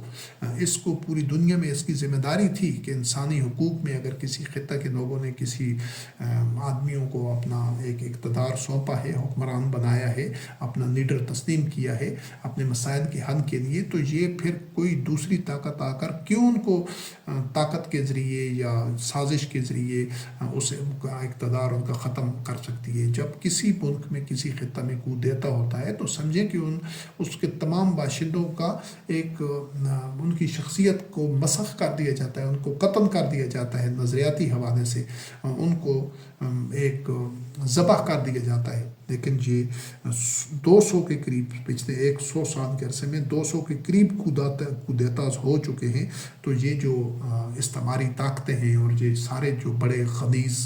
خبیث بڑے مجرم ہیں جو ویٹو پاورز ہیں، انہوں نے ان میں سے بیشتر نے انہی سارے ممالک کو، جو کمزور ممالک ہیں، ان کو اپنی کالونیاں بنائے رکھا ہے، صدیوں تک ان کا ناجائز استحصال کیا ہے۔ تو اپنے ان کے آقا تو بنے رہے، ان کی لوٹ مار اور ان کو تاخت و تاراج تو کرتے رہے، تو پھر اس کے بعد ان کو کودیتا سے کیوں نہیں بچایا اگر یہ واقعی جمہوریت کے محافظ ہیں تو؟ لیکن جس طرح پہلے کیا جا چکا ہے، واضح کیا جا چکا ہے کہ یہ ان کے ہاتھی کے دانت کھانے کی اور دکھانے کی اور ہیں، اور یہ سب سے بدترین دھوکے باز ہیں، یہ فریب کار ہیں جو انسانیت کو جمہوریت، بنیادی انسانی حقوق اور مساوات کا درس دیتے ہیں۔ حقیقت میں یہ بدترین اس کی خلاف ورزیاں خود کرتے ہیں اور ان سے کبھی اس روش پر چلتے رہے اور انہوں نے توبہ نہ کی اور اپنی اصلاح نہ کی، وہی کے اتباع کے راستے پر نہیں آئے، تو ان سے نہ تو خیر کی توقع کی جا سکتی ہے اور نہ کبھی ان کو خیر اور امن و سلامتی مل سکتی ہے، بلکہ یہ خود بھی غرق ہوں گے اور جو لوگ ان کے تسلط میں ہوں گے ان کو بھی غرق کرائیں گے۔ جو لوگ ان کے خلاف بغاوت نہیں کریں گے اور ان کو قبول کیے رکھیں گے. ابھی حال ہی میں یہ جو PMC ویگنر کے ایک 50,000 کے قریب جو سزا یافتہ روسی مجرم تھے جو جیلوں سے ان کو رہا کر کے اس کو جو PMC ویگنر کو بنایا گیا ہے. یہ قاتلوں کا ایک گروپ تھا جو 2014 سے عالمی سطح پر آپریٹ کر رہا ہے اور تمام طرح کے جو غیر قانونی اقدامات ہیں اور جو دہشت گردی ہے اور جو ایک طاقت کا ناجائز استعمال ہے تو یہ کرائے کے قاتل وہ کر رہے تھے اور دنیا کے تقریباً 30 ممالک میں ان کی موجودگی تھی. تو اس فساد کو روکنا کس کی ذمہ داری تھی کہ وہ اس طرح کے غنڈہ گردی اور یہ اس طرح کے فساد کو روکتی کہ 30 ممالک میں وہ آپریٹ کر رہے تھے. ان کی روٹس تھی اور ان کو انسانی حقوق کو پامال کرنے کے لیے اور شر اور فساد پھیلانے کے لیے مختلف طاقتیں ان کو استعمال کر رہی تھی. تو یہ کہ اقوام متحدہ کی ذمہ داری نہیں تھی، لیکن نہیں، بلکہ ماضی میں اگر دیکھا جائے تو جس طرح امریکہ نے Haiti, Philippines, Korea, Vietnam, Iraq, Afghanistan میں اور دیگر کئی مواقع پر، جبکہ روس نے چیچنیا، جارجیا، یوکرین، شام، سنٹرل افریقن ریپبلک، مالی، افغانستان میں، جبکہ یورپ نے پوری دنیا میں جو جنگی جرائم اور انسانیت کے خلاف گناؤنے جرائم کی یہ سب کے سب مرتکب ہو چکے ہیں. تو اس سارے تناظر میں جبکہ ان دونوں جو نظام ہیں، تہذیبیں ہیں، یعنی ایک تو جو مسلمان ایک پوری قوم ہے، دو عرب کے نزدیک ہے ان کی، اور ان کے جو قبلہ ہے اور جو اس قبلہ کے متولی ہیں ان کی حقیقت کو پچھلے درس میں واضح کیا جا چکا ہے. اور یہ جو دنیا کا جدید مغربی تہذیب کا جو بنایا گیا قبلہ ہے جس کو دنیا کے 8 ارب انسان اس قبلہ کا اتباع کر رہے ہیں، اس کے سامنے سجدہ ریز ہیں. تو اس کی جو حقیقت ہے، جو اس کا گھناؤنا چہرہ ہے، اس کو بھی اشکارا کیا گیا ہے. تو ان دونوں کو سمجھتے ہوئے اور ان دونوں قبلوں کے جو متولی ہیں، یعنی جو نظام مغرب کے جو متولی ہیں، اس قبلہ کے UN کے یہی 5 ویٹو پاورز شیاطین ہیں جو اکابر مجرمین ہیں اور ان کے ساتھ جو سلامتی کونسل میں تبدیل ہوتا رہتا ہے، جو ان کا پورا ایک سٹیٹس کو ہے، یہ اس کے متولی ہیں اس قبلہ کے. ان کی حقیقت آپ نے دیکھ لی، ان کا ماضی بھی دیکھ لیا. اور جو مسجد الحرام بیت اللہ جو اللہ رب کریم کا گھر ہے اور جو اللہ کے حکم پر بنایا گیا قبلہ ہے، یہ قبلہ تو حق ہے، لیکن اس کے جو متولی ہیں وہ شیاطین کے عباد الشیاطین ہیں کہ وہ متولی خود اس قبلہ کے ساتھ مخلص نہیں ہیں. وہ خود جو دوسرا قبلہ ہے جو UN کی صورت میں اس کے در پر سجدہ ریز ہیں، اس کا اتباع کر رہے ہیں. تو اس ساری صورتحال سے انسانیت نے بچنا ہے، خود کو بچانا ہے. وہ بھی نااہل ہیں جو اس قبلہ کے متولی ہیں اور وہ قبلہ بھی باطن ہے UN کا، جبکہ جو قبلہ مسجد الحرام بیت اللہ مکہ میں ہے یہ قبلہ برحق ہے، لیکن اس کے جو متولی ہیں یہ عباد الطاغوت ہیں اور شیاطین کی سحر میں مبتلا ہیں، خود شیاطین ہیں. تو اس وجہ سے ان متولیوں کو ہٹانا ضروری ہے اور یہی ایک واحد راستہ ہے کہ ان سے تولیت کعبہ واپس لی جائے اور اس قبلہ کو ان اہداف اور مقاصد کے لیے بروئے کار لایا جائے، اس کا مصرف بنایا جائے جن کے لیے یہ قبلہ اللہ وحدہ لا شریک نے ابراہیم خلیل اللہ علیہ السلام اور اسماعیل علیہ السلام سے تعمیر کرایا تھا. اور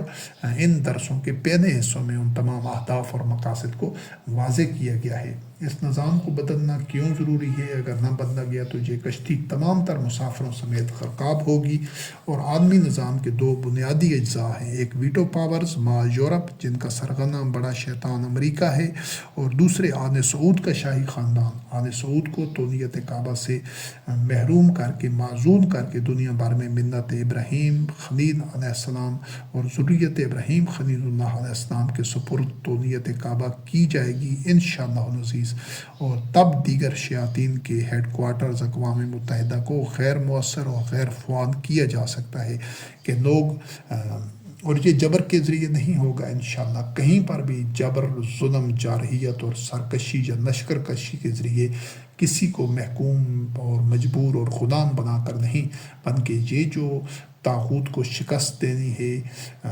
انشاءاللہ عزیز یہ نتائج کی بنیاد پر ہوگی کہ جب نوع انسانی خود دیکھے گی کہ جو ثمرات اور جو نتائج اور جو برکات اور جو نبی کریم کی رحمت اور انعام جب بیت اللہ کو اس کے جو عہد ہیں، جو اس امانت کے عہد ہیں، ان متونیوں کے حوالے کیا جائے گا، وہ تو نیت وہ سنبھال لیں گے اور اس کو بیت اللہ کو ان اہداف و مقاصد کے حصول کا ذریعہ بنایا جائے گا جن کے لیے یہ گھر تعمیر کیا گیا ہے۔ عالمی سطح پر پورے گلوب پر دنیا بھر کے مظلوموں، محکوموں، مجبوروں کو ظلم، جبر اور محکومی سے نکالنے کے لیے، اور جو استحصال زدہ ہیں ان کو استحصال سے نکالنے کے لیے اس کی تلافی کی جائے گی۔ تو پھر دنیا ان نتائج کو دیکھ کر انشاءاللہ عزیز تمام باشعور لوگ وہ دیکھیں گے کہ ساری نوع انسانی کے لیے جو امن اور سلامتی اور خوشحالی اور جو ترقی کا راستہ ہے، جو وحدت اور الفت اور قوت اور ایثار اور مودت کا راستہ ہے، وہ صرف یہی ہے کہ انسان اللہ رب کریم کی نازل کردہ وحی کا اتباع کرے۔ تو انشاءاللہ عزیز ہماری یہ جد و جہد اور کاوش اسی مقصد کے حصول کے لیے ہے، اور جو آخری حصہ ہے وہ انشاءاللہ عزیز اگلے درس میں وہ بیان کیا جائے گا۔